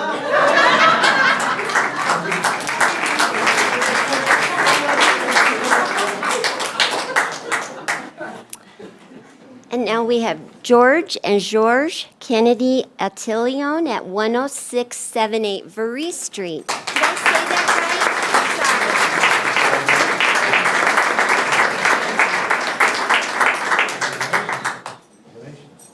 Get my good side.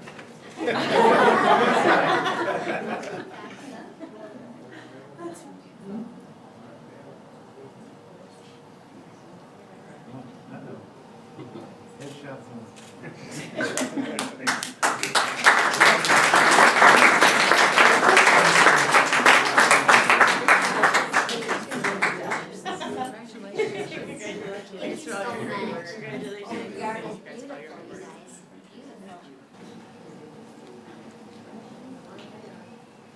Andrew and Myra, it should be Wilson at 10725 Fillmore Court.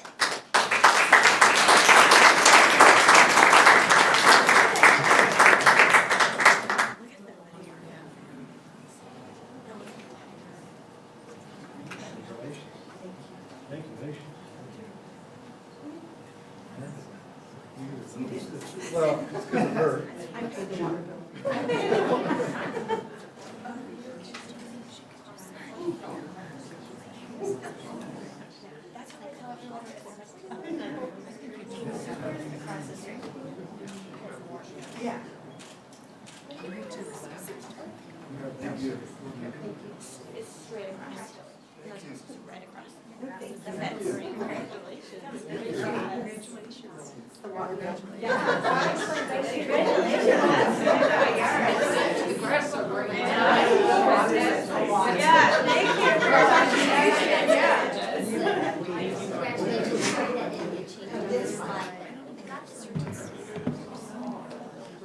Okay, Janelle Mascarenas, 10994 Steele Street.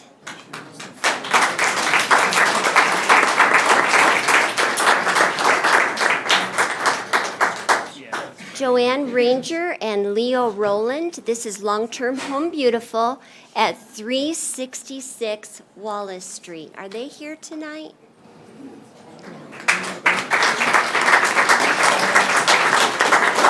Beautiful home. Tom and Marie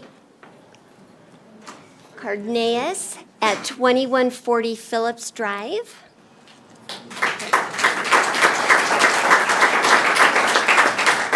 John and Lorraine Gibbons at 1511 Coring Place.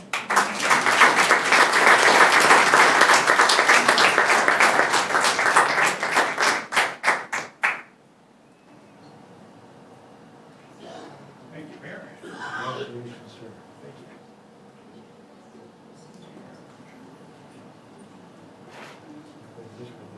Okay.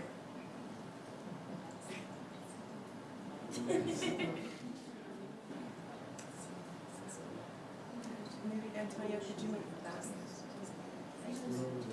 Bring it in.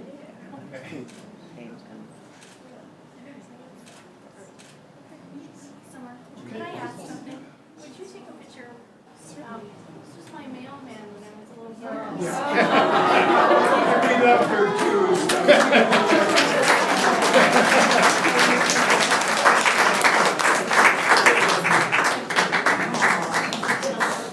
Thank you so much. Thank you, Joyce. Yes.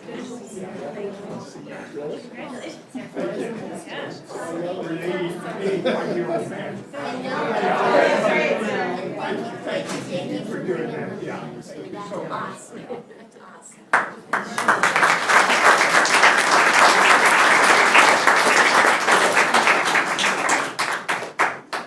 Larry and Marie Montoya at 10929 Murray Drive. It's kind of a neat story behind this house. Behind this home, they have two of their sons that live behind them, and so they compete to see who's going to get the Yard of the Month award. So yeah, they were all over there when we took this picture, so yeah. Next is the Hale family at 11343 Humboldt Street.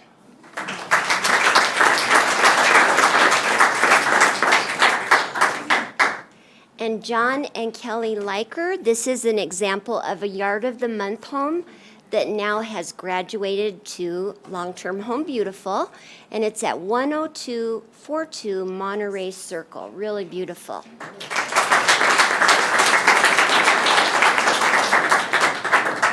Troy and Lorraine Hall at 3021 East 108th Drive, another beauty.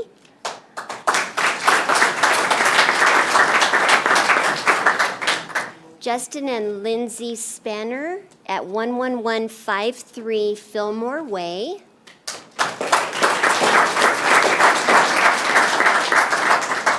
Bonita Garcia and Jim Berry, thought they were coming tonight. At 10479 Cuivas Street. Gary and Judy Jasper at 11850 Irma Drive. Beautiful.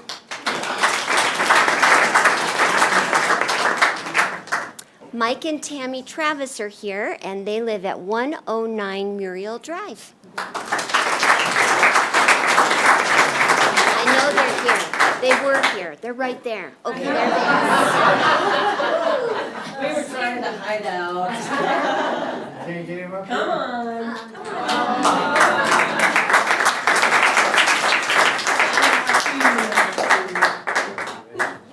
Thank you. We didn't know we were gonna have pictures taken. I had done my hair and everything.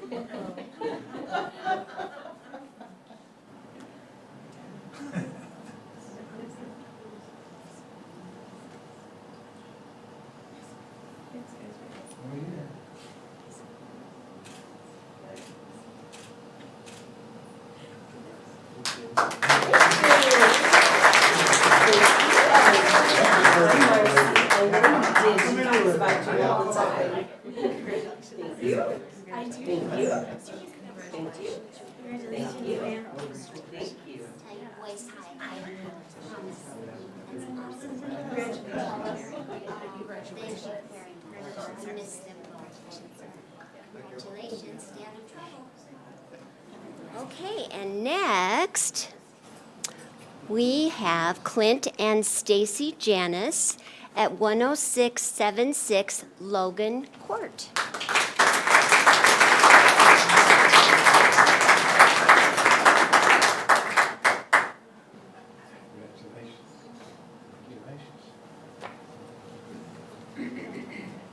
I kind of know how the routine goes, right? So how is everybody?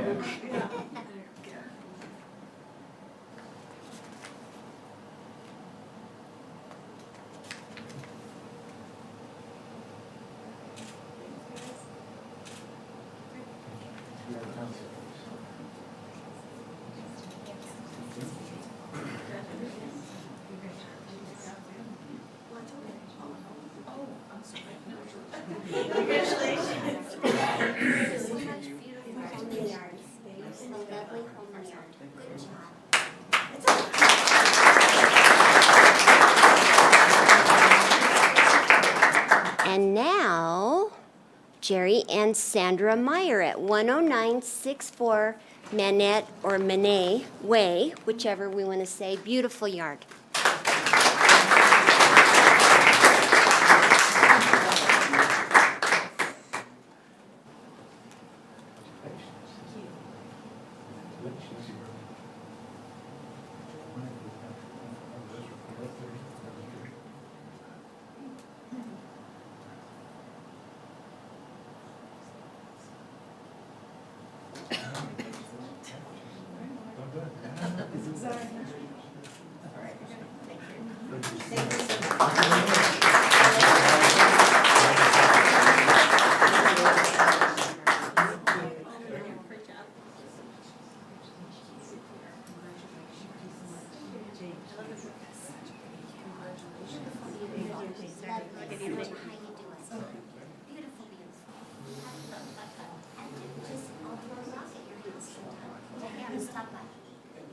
All right, and now we're going to talk about something that's also unique to Northglenn. Well, not just Northglenn, but our trees. And so we've been Tree City USA for, Amanda, 28 years. Maybe it's 29, but it's right up there anyway. And so because we're Tree City USA, we have some of the most magnificent trees, don't we?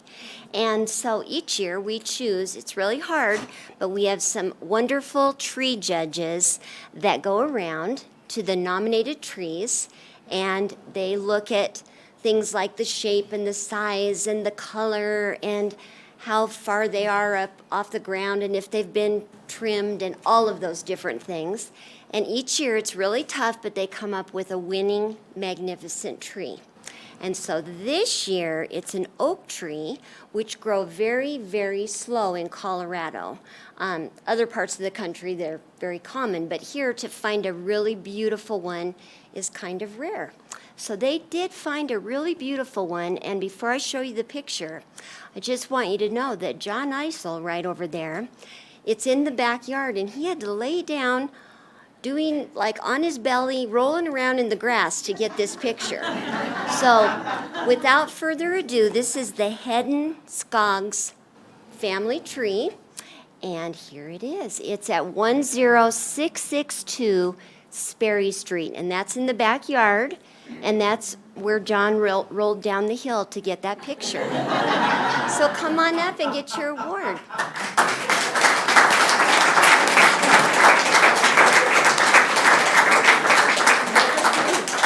And they will receive a credit on their water bill for 1 month's water. Yeah.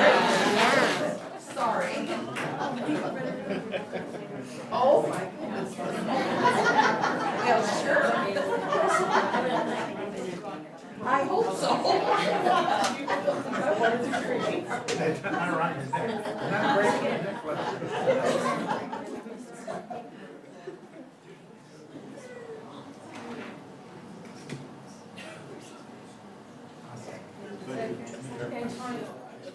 We gotta take one more. Yeah.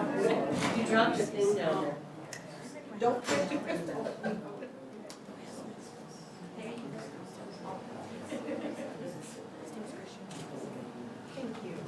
Thank you so much. You did the work. You wanted that tree. Thank you. It was more good. We just looked at it. Thank you. We're very proud of you. How are you doing? Thank you.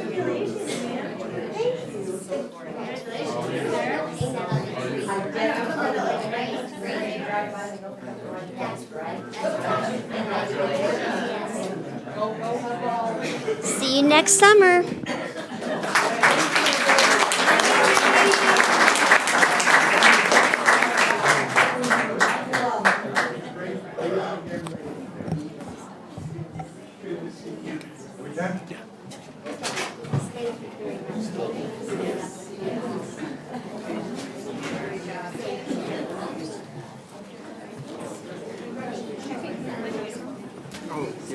That's okay. Oh, yeah. Thank you. Got a delivery one. Now the place empties out. Thanks,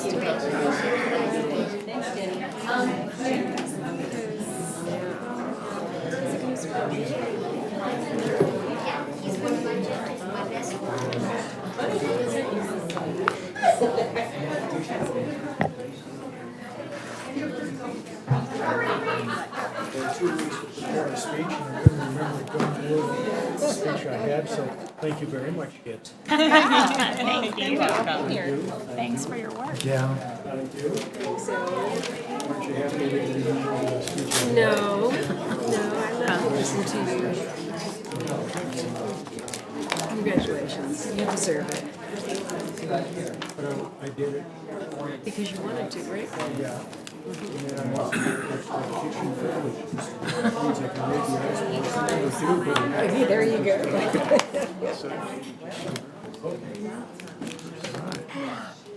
We'll see you on Thursday. I know. They got split up. And tell the mayor. I'm just kidding. We'll see you on Thursday. You coming?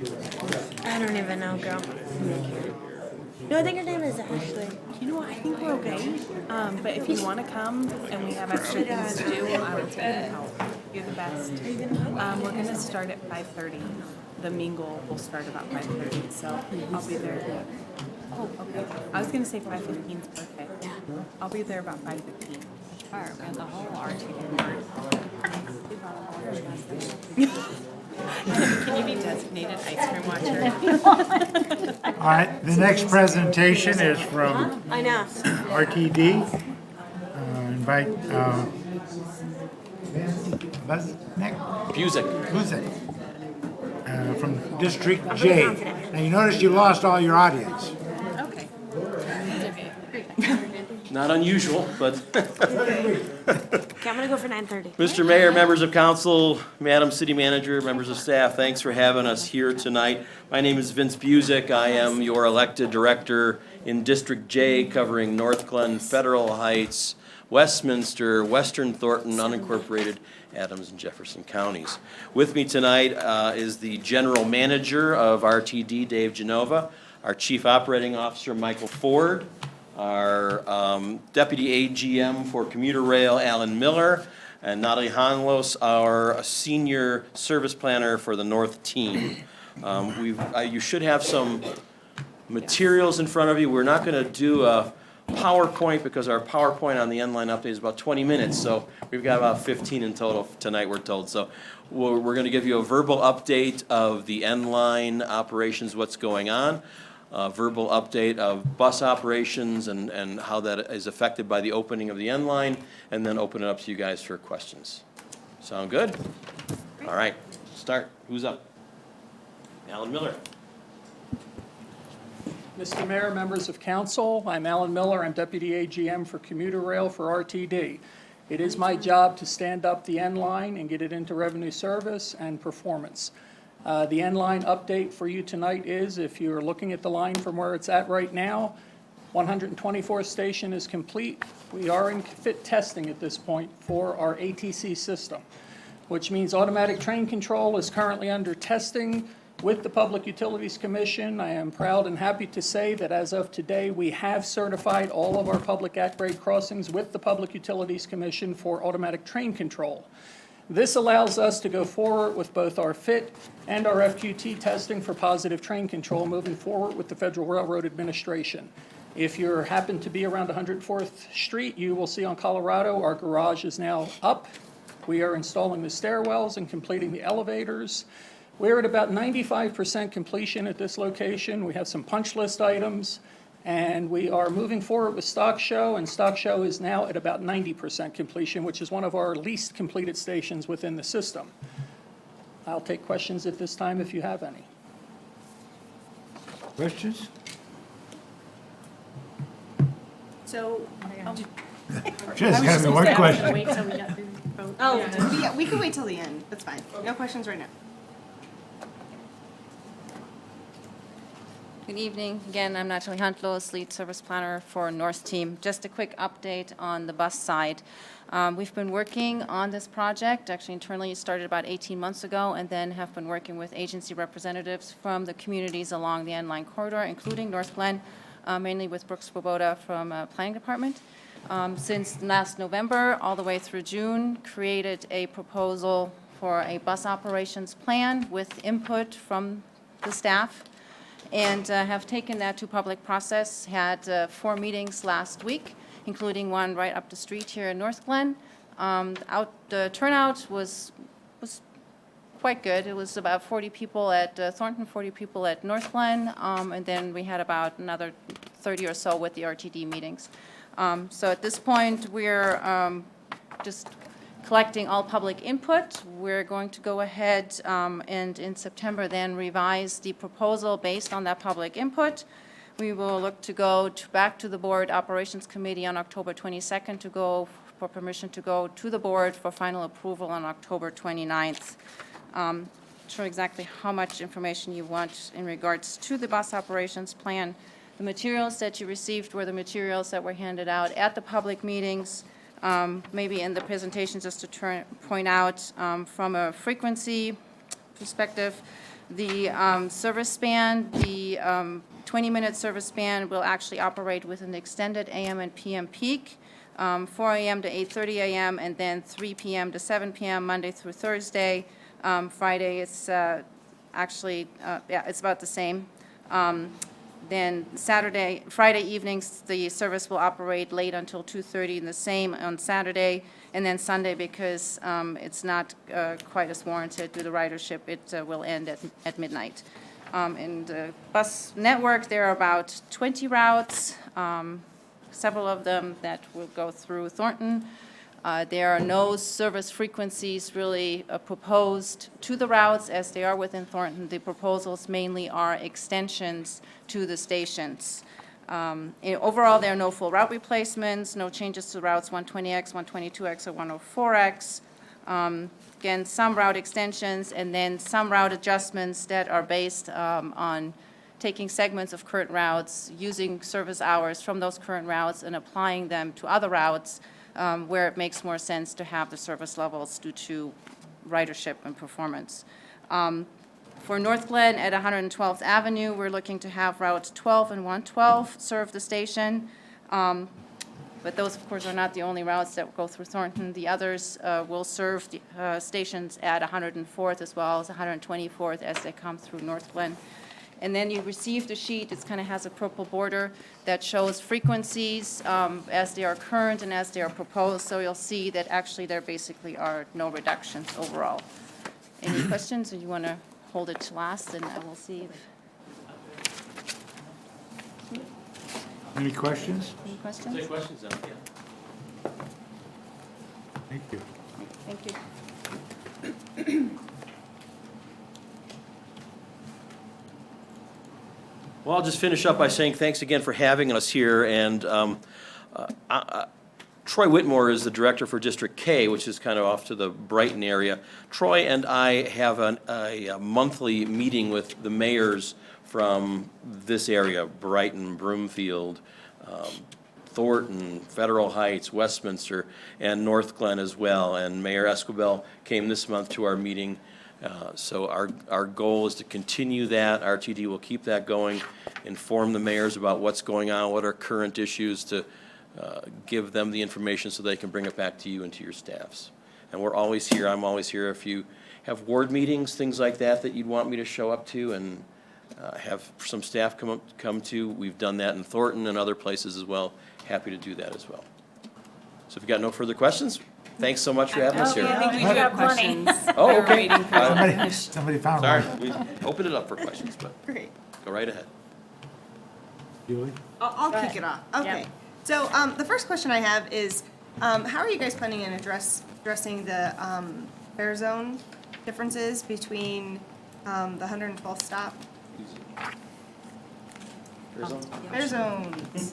Yes. So thank you. I'm Dave Genova. For the record, Dave Genova, General Manager and CEO. Thank you for having us here tonight. So on the fare zones right now, the last time that we did an overall complete fare analysis and fare zone study with results with that was through about 2014 and 2015, and we put that fare structure and those fare zones into place at the beginning of 2016. So we actually did some reduction in the fare zone.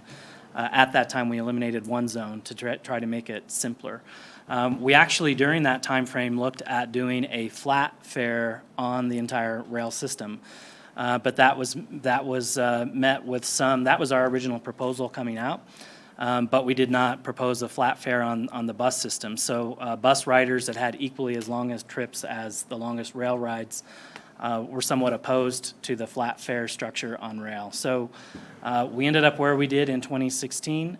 We don't have, so we've received letters from you and from other cities and agencies. We've responded back to those.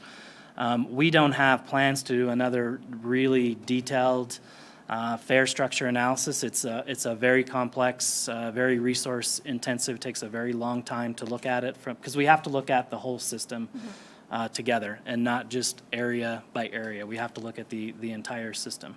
So we do have some opportunity coming up as we kick off our Reimagine RTD process that we just launched. So we're going to be looking at all of our services and how we deliver everything. And so there will be some opportunity, I think, for us to look at fares and zones during that process.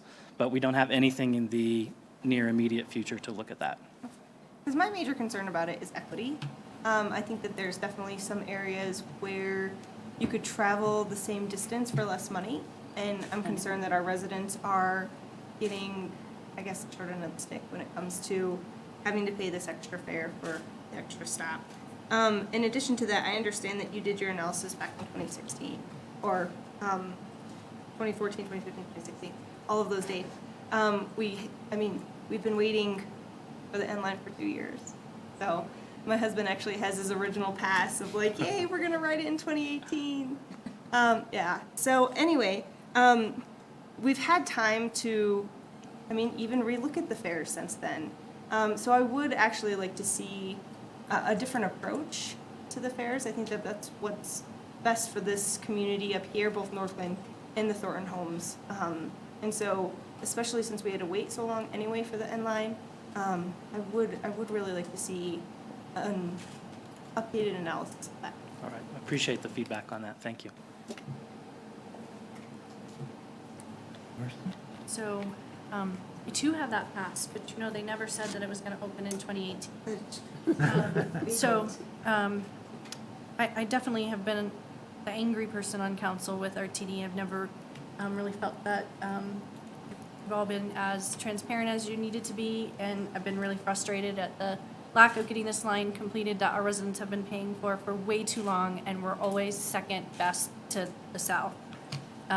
And I stand by that, and I support Julie in saying that the rates need to be reevaluated, and I'm hearing you that it's this full study, but if it was the South complaining, y'all probably do it. I think that when you look at those rates, and I did when city manager provided it, and you check out Uber rates going from a destination, I can get there in an Uber for cheaper than I can get there on the light rail. And I challenge you that if you think that's not true, to try it. I am not certain it's going to happen in 2020, but I'll be excited to bring my pass and get that honored. Thank you. I'll just go down the line. I need this magic pass that everyone has. So I echo their sentiment, and I'm glad they brought that up. That is a concern I have. At one of the elected officials meetings, we talked about safety meetings, and I was hoping, I don't remember her name, someone in communications, who had like a safety thing, I don't know, that was going around to festivals and stuff. I was really hoping that safety talk, or I don't even know what we're calling it. What do you call it? Safety bus outreach or something. Yes, okay. Safety outreach. Was going to go to Century Middle School in particular, because a lot of kids are going to walk right across there to get to school. It was not a back to school night. You have another opportunity during conference week. And so I would love to see that happen, because those kids in particular are the biggest ones. They're on bikes, they're on foot, they're going to be all over that end-line track getting to and from.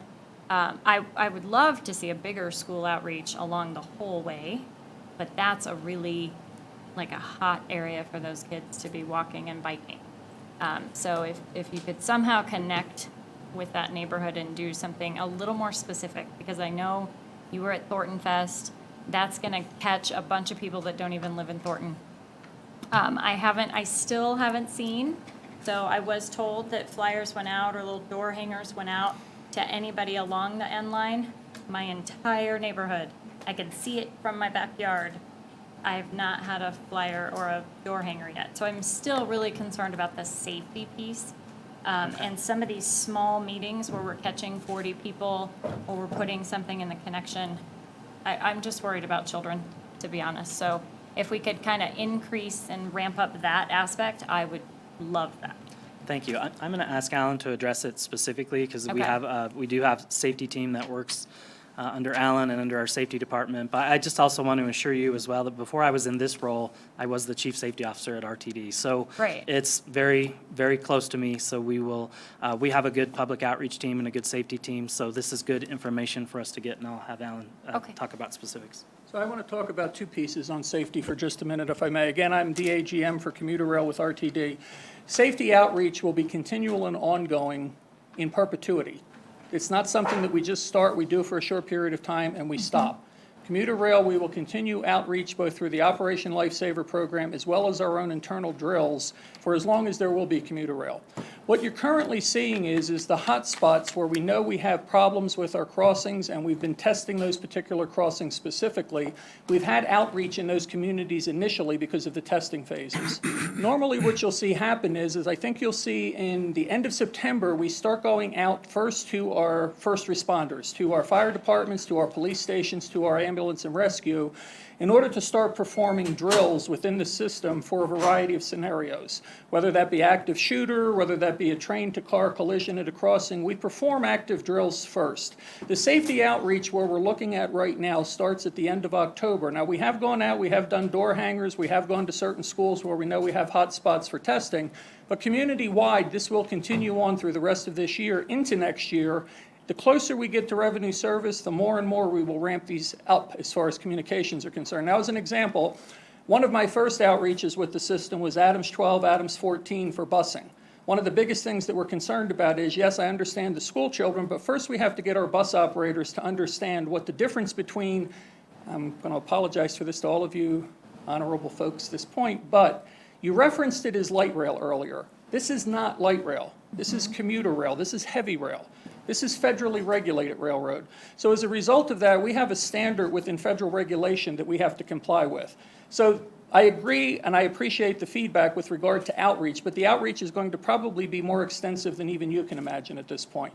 We've actually budgeted significant funds for this continually as we move forward. So the school district that you're speaking of, I would have to reach out to Martha Bembry, our senior manager of safety, but I do know that it's on the list because every school that's within 1 mile of this system is on the list. It probably didn't get outreach yet because if I'm not mistaken, no, we're not doing 112th, we're not doing 88th. 124th was our prime concern for crossing, and the reason we tested there first is that's referred to as end of line. The end-of-line crossing is our most critical crossing because once that's proper and functioning, we work backwards from that. That's the way a signaling system and a positive train control system works. So you'll see it coming down into your areas as we move south through the system. So if you haven't gotten the outreach yet that you look and you see into the north as an example, it's coming, I assure you. Okay, so I'm a little frustrated I fully because, understand. because yeah, okay. It feels like maybe it's going to fall on somebody else to really outreach because you're talking about big picture, like system-wide safety, and I get that, and I appreciate that that's what you're in charge of. I'm talking about little teeny grassroots neighborhood Do you see safety. the pin that's on my lapel, ma'am? No, I've been cannot with from here. Operation Lifesaver for 40 years. From the smallest outreach to the largest outreach, I'm involved as the head of commuter rail. There is nothing too small for us to outreach to. If you come back to us and you ask us for training, we will provide it. We will come to you on a repetitive basis if necessary. I want to assure you, I'm a resident of this rail. I live in this system. Right. I want it to not only be safe, reliable, but I want to assure that any training that you feel is necessary for your community, please reach out to me directly. We will provide it.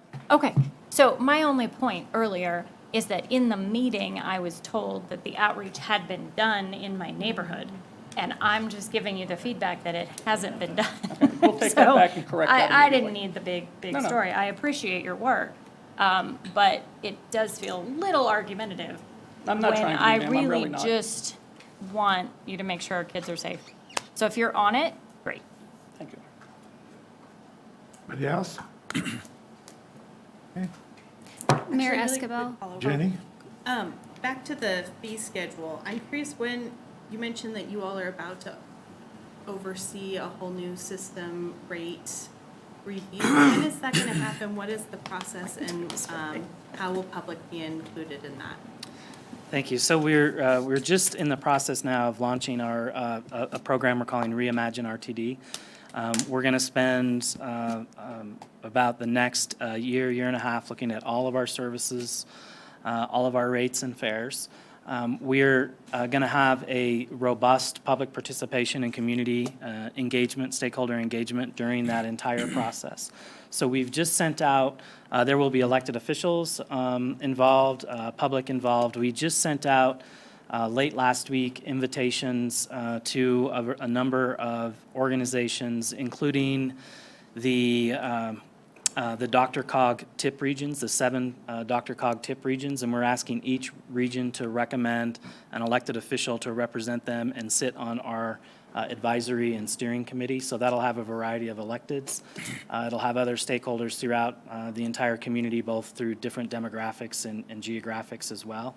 And so That will be an advisory committee that will be advising the RTD team, that we will then take that information back to the board. So that's the participation at the highest level, but then we'll have technical working groups, we'll have lots of different focus groups. And we're actually working on what the detailed outreach program will look like on that right now. But that's kind of gives you a little skeleton of it. Okay, and when do you expect to complete that and institute rate changes? Well, the body of work that we're talking about is at least 1.5 years worth of effort right now.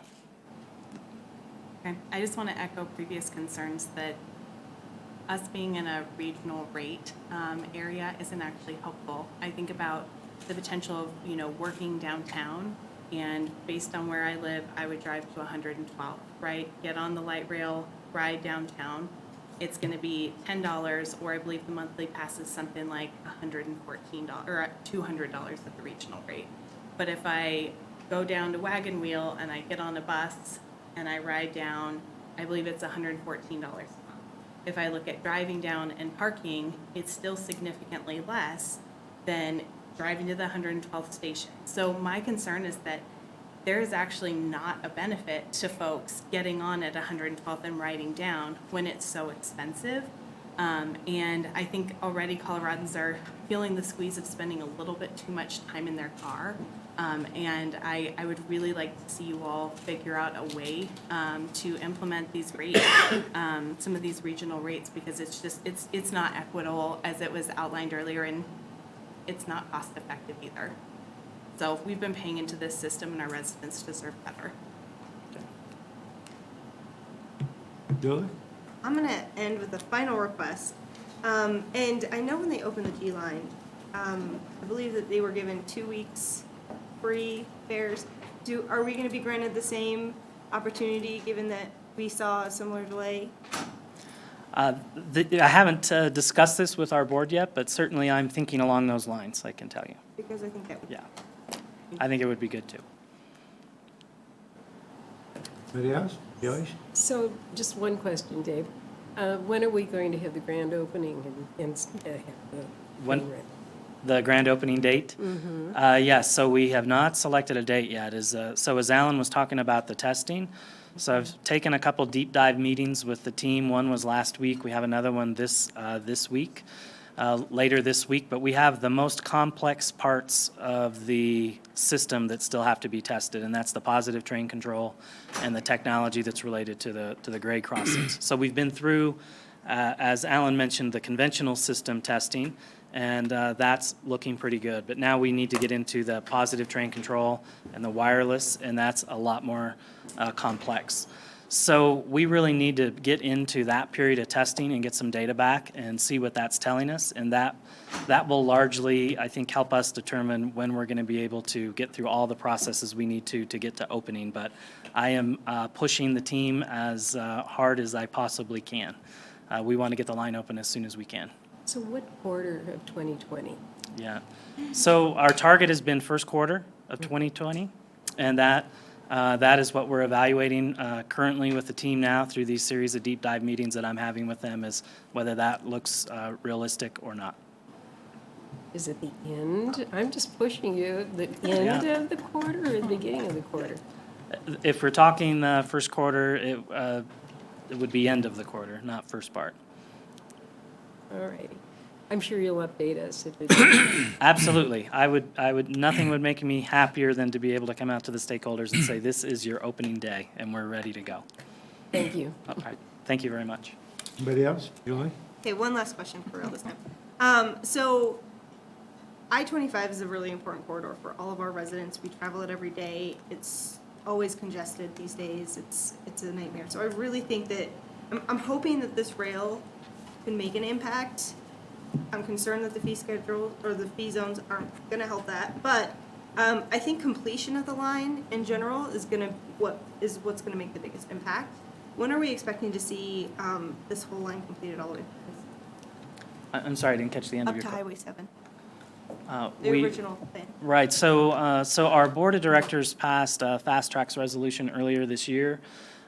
We put out a staff report to the board on different kinds of scenarios and things, and based on our current funding and our current financial situation, that's not projected until decades out. Now, if we're able to do something different with revenue sources and things, we can bring that schedule back in. And I think the hardest part I had about hearing about the report, they did a presentation at NADA, was that frankly, you guys are out of money. All the money that, the taxpayers put in is gone. And so they were looking, the best options we were getting was maybe 2040 or 2050 more realistically. And so I think that's just, again, another disappointment to the taxpayers of this. We're disappointed as well. We have 4 unfinished corridors. The remainder of the N line is one of them. But we don't have the funding to do those projects currently. Anybody else? Sorry, Right. I can't miss it. I'm Marcy? sorry, he just opened that door, and I'm just sorry. I hear you and I understand that, but I only have a couple more months to voice my anger on this. But I hear that all the time, and you're out of money, and if the money didn't go down to the south and we didn't shift funds all the time down to the south, the north would have it. But the north is constantly that SOL because we put our money in and we don't get what we deserve up here. And I'm sorry, but that just does not fly with me. I'm so tired of hearing RTD say that. And I'm not going to jump on the bandwagon. She took the routes away from the mountains as well, and that ridership up there deserves that, and they pay the same taxes and they get crapped on with their RTD. So that just doesn't fly, but take that for what it is. All right, for me, I went downtown Denver today for a doctor's appointment, and the environmental impact is what I'm most concerned with. I want less cars on the street, whether it's Uber or mine. But if you don't make it competitive or even cheaper, why would I drive somewhere to get on a rail to go downtown? The condition in Denver is getting like Los Angeles in terms of environment. Go down there, you come back, you can't breathe for 2 days. Glad I live up here, but still, we need to do something to keep the cars off of the street. I would ask you, beg you, to relook at that.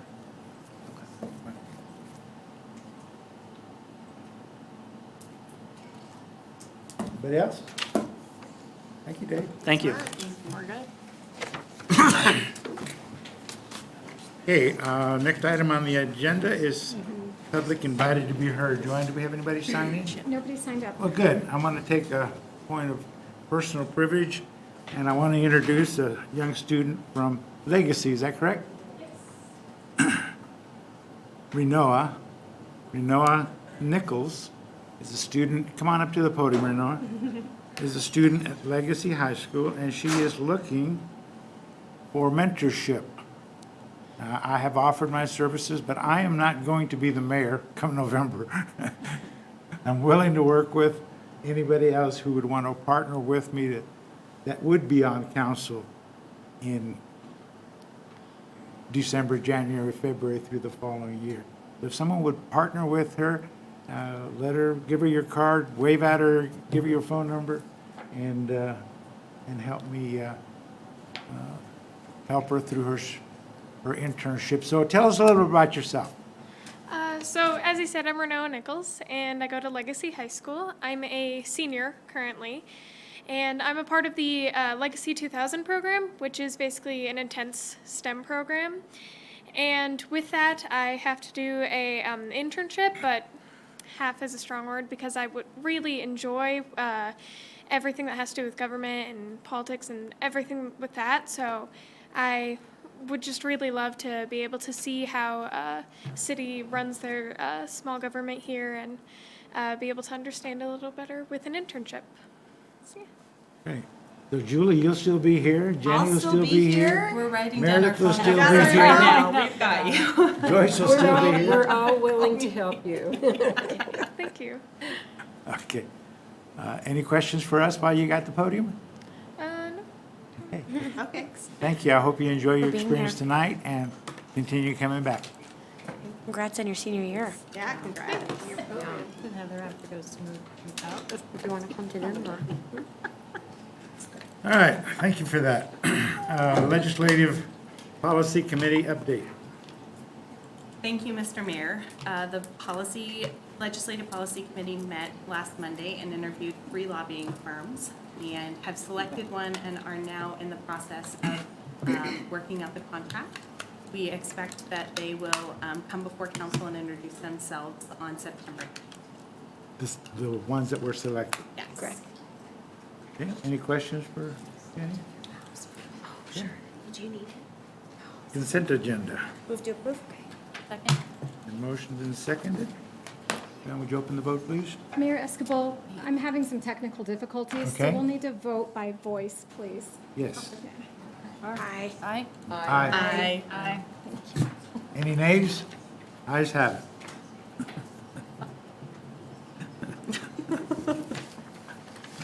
Resolutions. CR 100. John, would you read the title?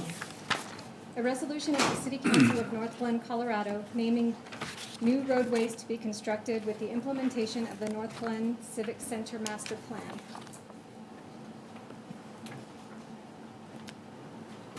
Move for approval? Second. Any discussion? Open the vote, please. You have to do aye. Oh, Aye. City Manager, I'm sorry. Well, we voted, so. We voted. Don't worry about it. It's okay, council voted. We didn't have a formal presentation for you this evening. Thank you. Okay. So is that a unanimous vote? Yes. Yes. Okay. CR 101, Joanne? A resolution approving an agreement between the City of Northglenn and Group 14 Engineering, PBC, for the Civic Center Master Plan Phase 1, Building Enclosure and Commissioning Services. Move to approve? Moved and seconded. City Manager? Mayor Escobar, I will ask Amanda Peterson to come forward and provide an overview of this item. Because it's specific to construction, I think it would be helpful for the public to better understand what this Okay. item is.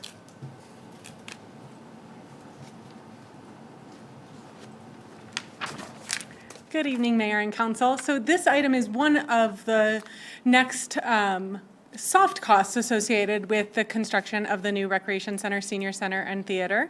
The Group 14, we did select to do both the building envelope and the building commissioning. And really, those two services would allow for would have Group 14 serving as a third-party reviewer to ensure, one, that the facility is designed in a way that allows for building materials and assemblies, and electrical and mechanical equipment to perform as expected. Obviously, that should happen with the design team as well as the contractor, but this allows for that third party to come in and provide an overview of that entire process, so that we have an even greater level of confidence that all of those components will not only function well, but that they will be efficient and serve as we expect them to. The second piece of that is that they'll ensure that once it's constructed, so it's one thing to design them appropriately, the next piece is that they're actually constructed as they've been designed, that they're installed appropriately, and then 3 is that once the facility is complete, that all of those mechanical, electrical, building envelope are functioning as and operating efficiently as per the specification. This really includes everything from utilizing the building occupancy schedule to determine the most efficient and effective HVAC settings, as to lighting levels and verifying that actual energy use is in alignment with the predictive use and the assumptions that have been made throughout the design process. Group 14 will be involved in the process really from the construction design, construction document development all the way through that building warranty period and through the first year of service. With that, I would be happy to answer any questions you have either about the process or about the services that we anticipate they will provide. Any?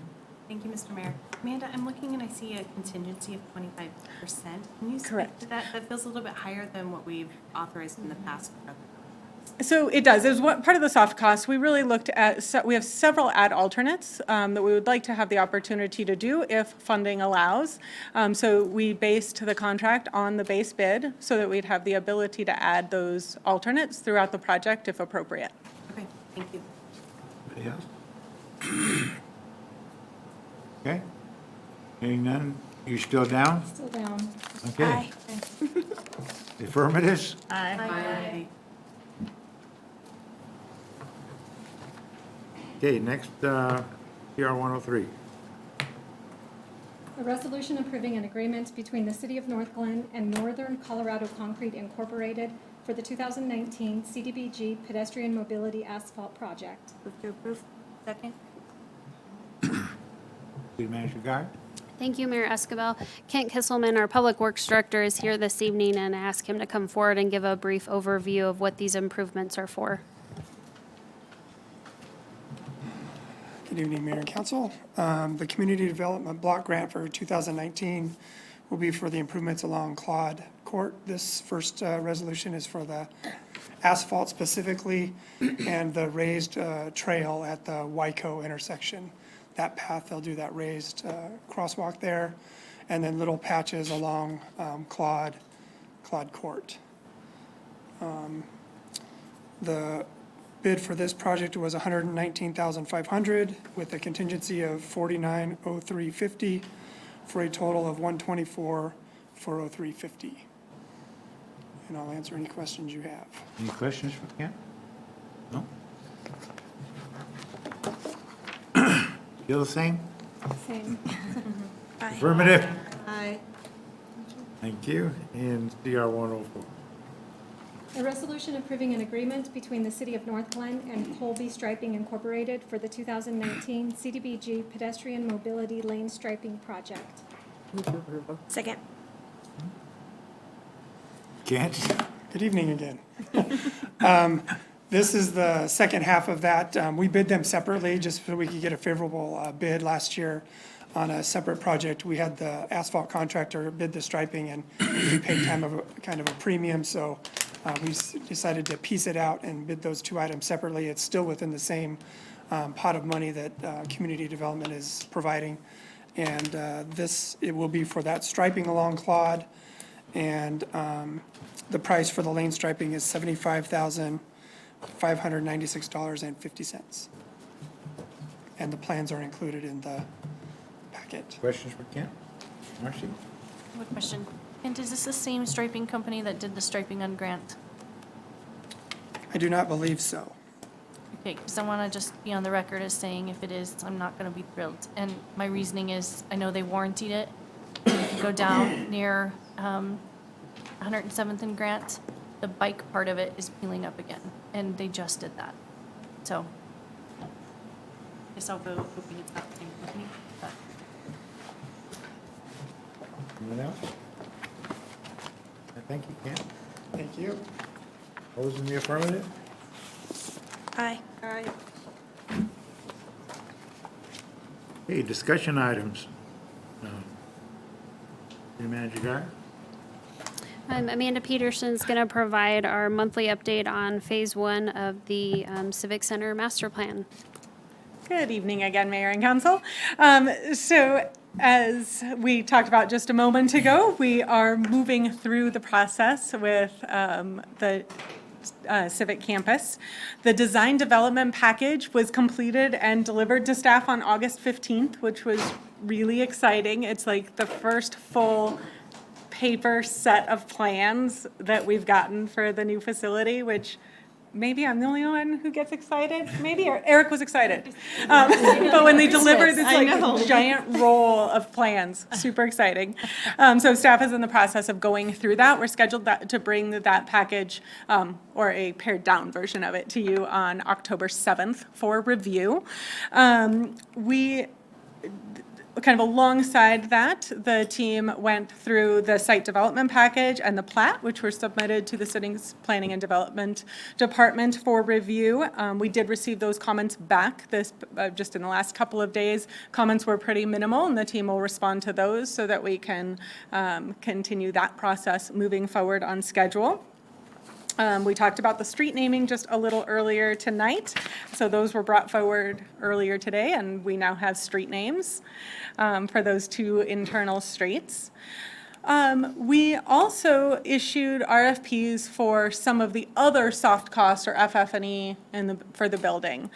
So in addition to the building envelope and HVAC and commissioning, we also issued RFPs for the indoor play area as well as for the cardio and weight equipment.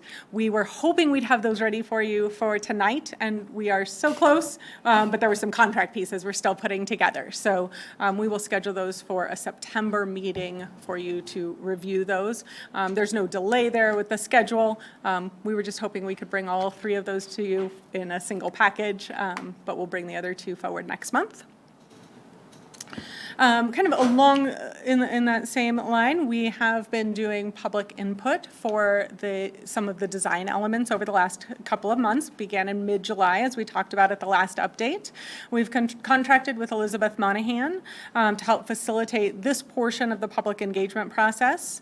Last month, we sought input on the pool equipment. This month's focus was on the outdoor preschool play area, and had opportunity to get opinions from kids and parents on site for those who are currently enrolled in programming. We also did some public outreach out at EB Rains on the playground to try to reach some of those parents that we don't get to see in person yet, and hopefully that we'll have the opportunity to see in the new facility. The next 2 areas for input that we're anticipating are the senior patio and the indoor play area. And those are here over the next couple of months between now and the end of the year.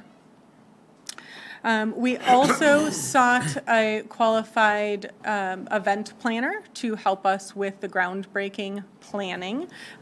We have selected someone and began moving forward with that contract today. And again, this is in lieu of the one large contract. I'll back up just a little bit.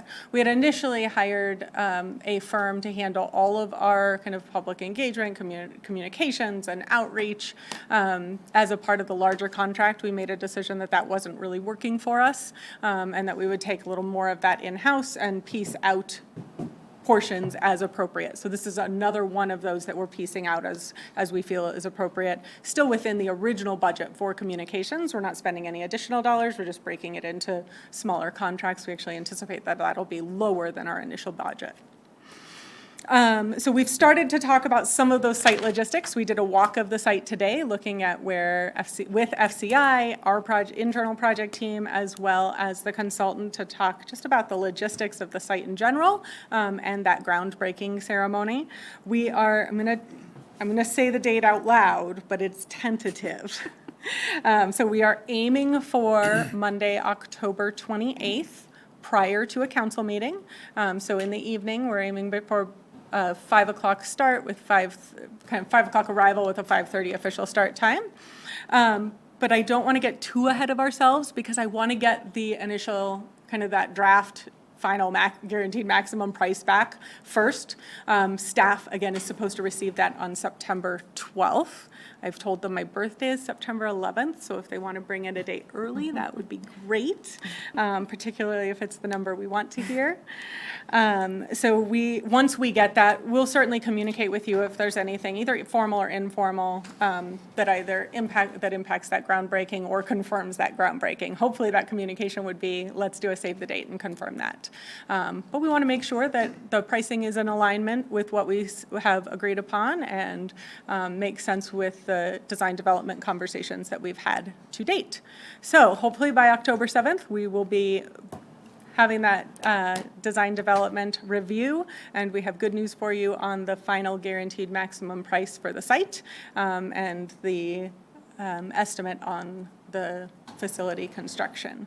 Our next project update is at the end of September, on September 23rd. And like I said, we'll definitely bring forward any formal or informal communication before that if appropriate.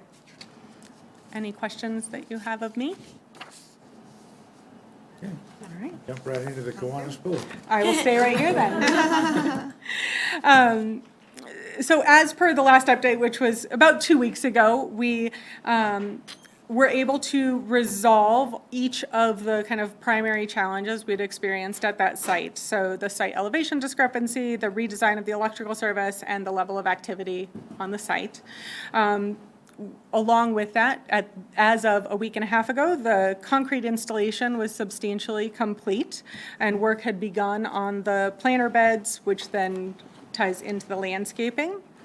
The electrical service had been redesigned to meet the original three-phase service that was specified. Safe Build approved those new drawings on August 14th, and CXT issued a notice to proceed at that point for the electrician to complete the work.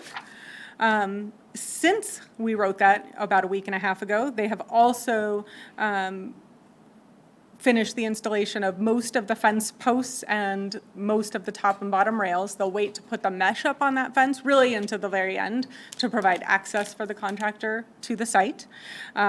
They have done the plumbing, I'm calling it warranty work based on how the building has arrived to us. There were some things with plumbing that we needed them to adjust. They have done that work.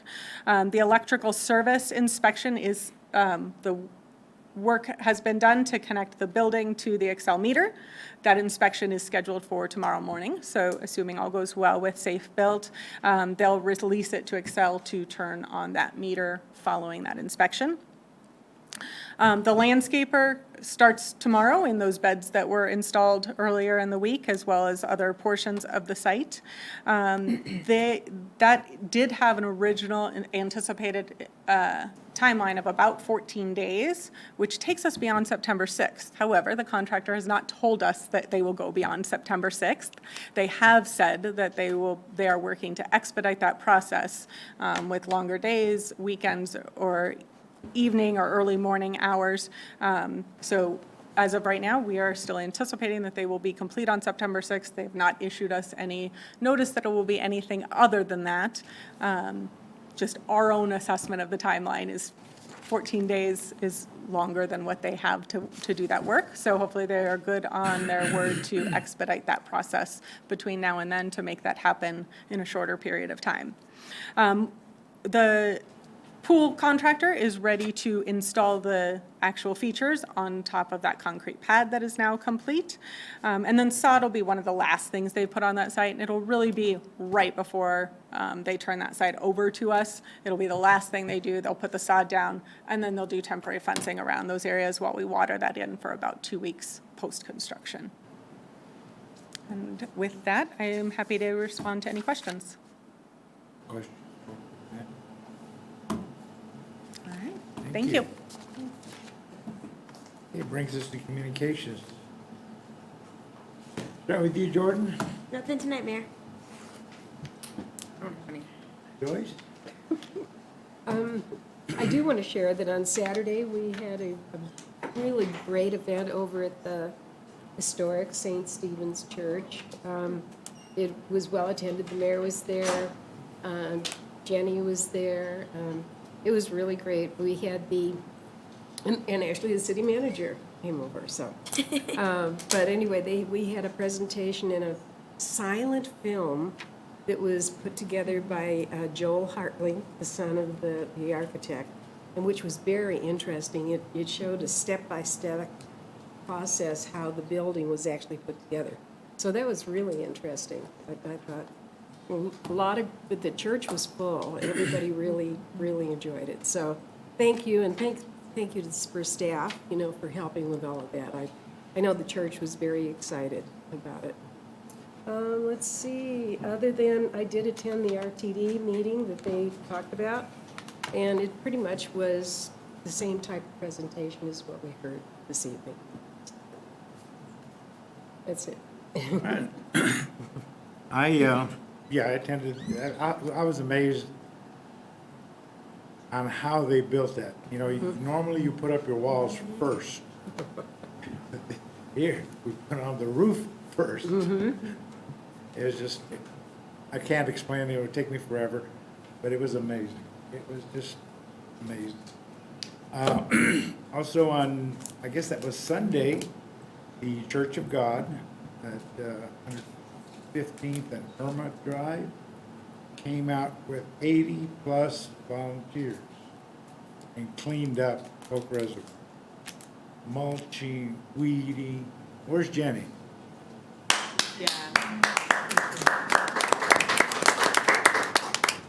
Uh, And the rest of the staff, there's more staff than Jenny there. Wheelbarrow, rakes, everybody was very enthusiastic. And guess what? They're willing to do more projects. Great.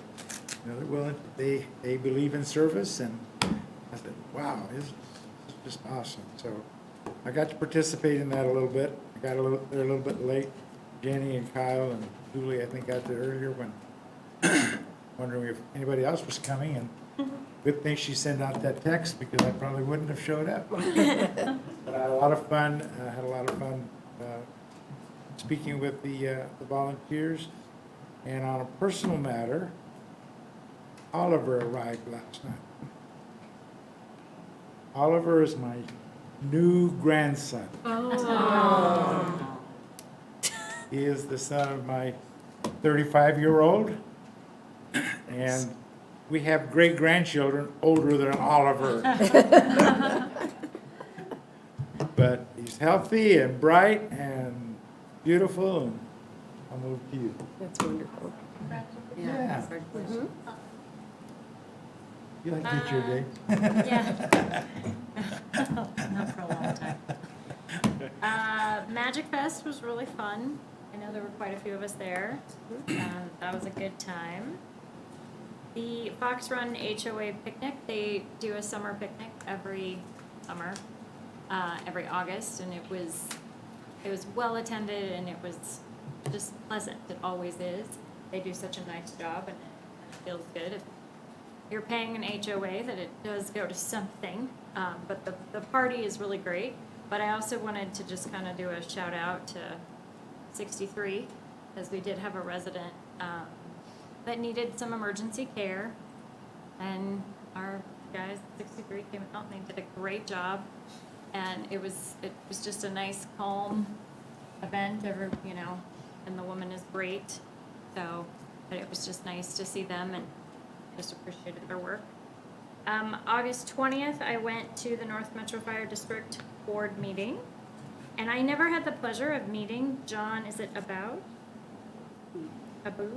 I never met him, but he did retire, and they did celebrate him, and then Richard Miller is the new board president. They celebrated a couple of things, National Night Out photos. They had a great time in more than just Northglenn. They were in Northglenn, but they were also all over the place. And then just some announcements for them. Labor Day is their Fill the Boot campaign, so they will be out and about, so give money to them if you see them. Fire Prevention Week is the week of October 5th, so they're gearing up for that. But prior to that, they do have a memorial ceremony on 9/11. It's at the Broomfield Amphitheater at 8 a.m.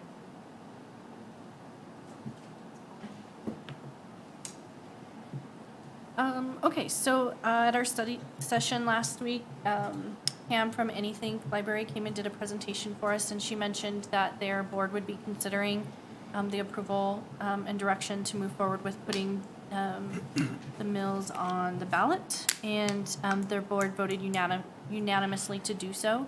So that is a 2.2 mills, and just to kind of put it into perspective, that if your home was $325,000, that's roughly $51.48 a year, or $4.29 a month.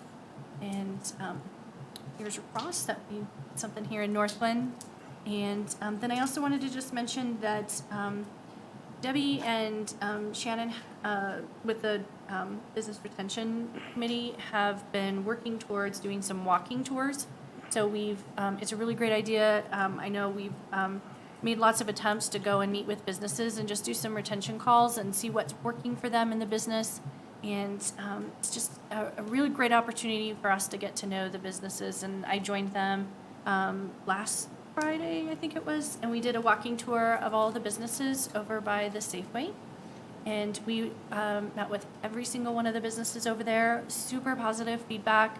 I think at first it's like intimidating. We walk in with the city, but Debbie and Shannon have a great way of making the business owners just feel really comfortable, and it's just an opportunity for us to introduce ourselves, update some contact information, hand out flyers about the business appreciation breakfast, and encourage them to encourage their patrons to vote for them for the business award.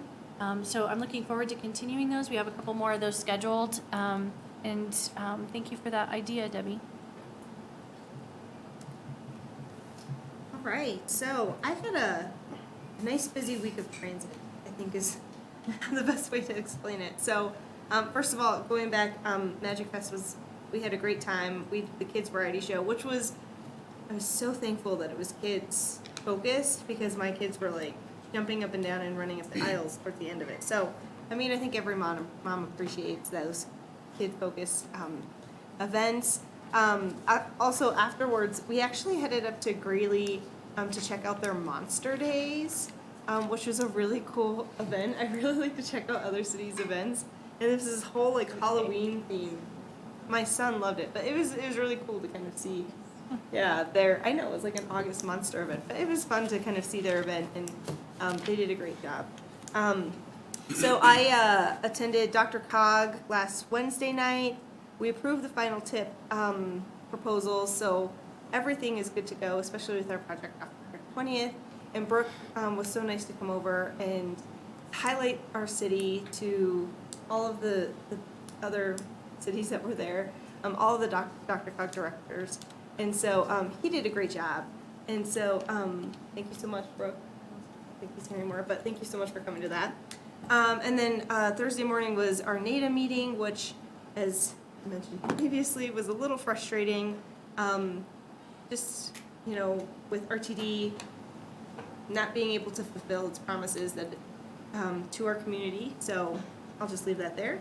And then I finally attended the Dr. Cog retreat this weekend. So that was Friday afternoon and on Saturday. And it was a great time to get to know some folks from the other cities, hear about what they're doing, vent a little bit. So it was a really great time. Again, thank you, staff, for coming up with a beautiful poster that highlighted our cities, so other people got to know what's going on in Northglenn. And that was my week. Thank you. All right. So I'm going to echo a couple of previous comments. First, the St. Stephen's event on Saturday was so cool. I have never been inside of the church, and to have the opportunity to see it and to understand that there are really 4 main points that hold up the entire structure completely blows my mind. The other thing I didn't understand is that the structure is built off of a lily, an Easter lily flower, and so when you're standing in the middle of the church and you look up, it looks just like a lily. So I wanted to share that I have a whole newfound appreciation for this architectural masterpiece in our city, and just want to say a quick thank you to everybody involved who made it happen. The Historic Preservation Foundation, I know our member Lauren Weatherly was really instrumental in making all of the preparations and pulling folks together, as well as Northglenn staff. Thank you all so much. And then a thank you as well to our police department and city manager for your increased focus on some of our school zones. I got a call this morning from a resident who lives across the street from Hillcrest, saying that she has been asking for what she feels like has been a decade to finally get some enforcement over there, and she felt like she was finally heard. So thank you.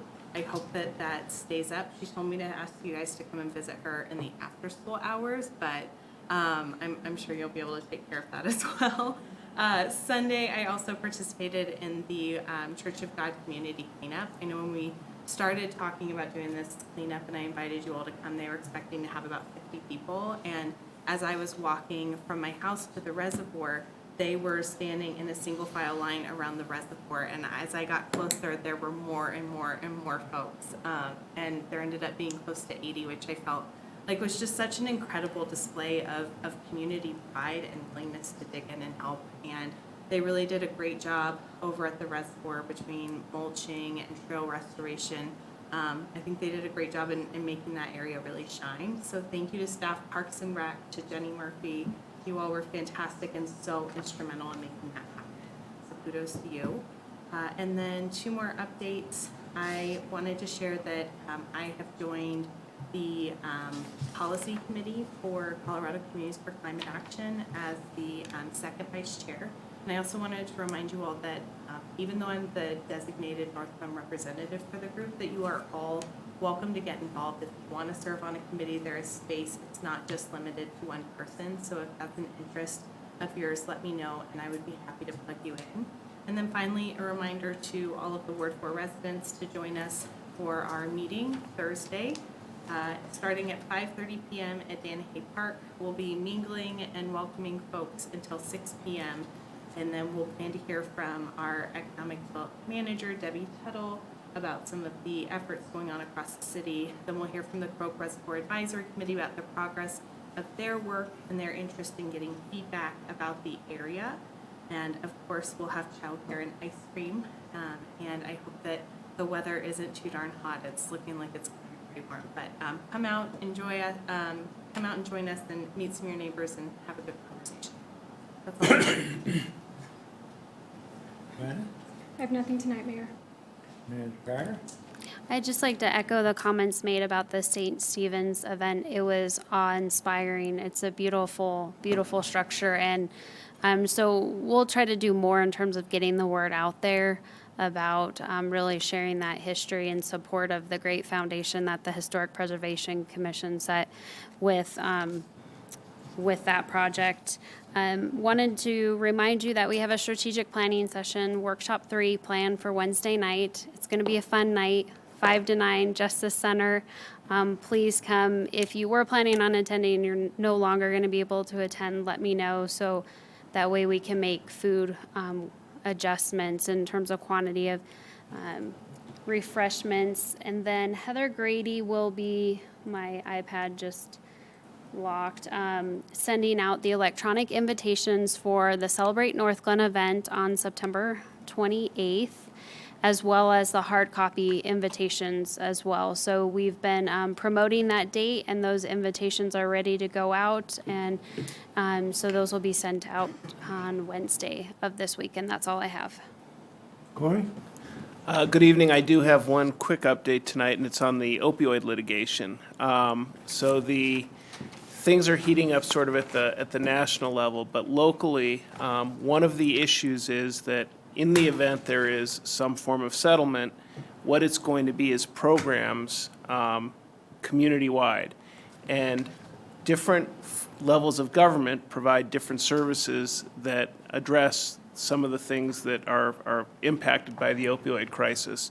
To that end, this Thursday, the attorneys for the Adams County communities are having a conference call to discuss collaboration and what that might look like. So that in the event that there is more activity and money potentially starts to flow, that we will be ahead of the game in terms of looking at collaboration and how services might be provided countywide. So I will continue to keep you updated, but we are working with our Adams County partners on that. Thank you. Next is public invited to be heard. 3 minutes per speaker. Comments shall be related to an item previously addressed by the council during this meeting. Do we have anybody who would like to address council? Seeing none, I entertain a motion to go into executive session. So moved. Second. Moved and seconded. Ready, Joanne? To voice vote, yes. In the affirmative? Yes. Oh, yeah. Okay, we're adjourned into the executive session.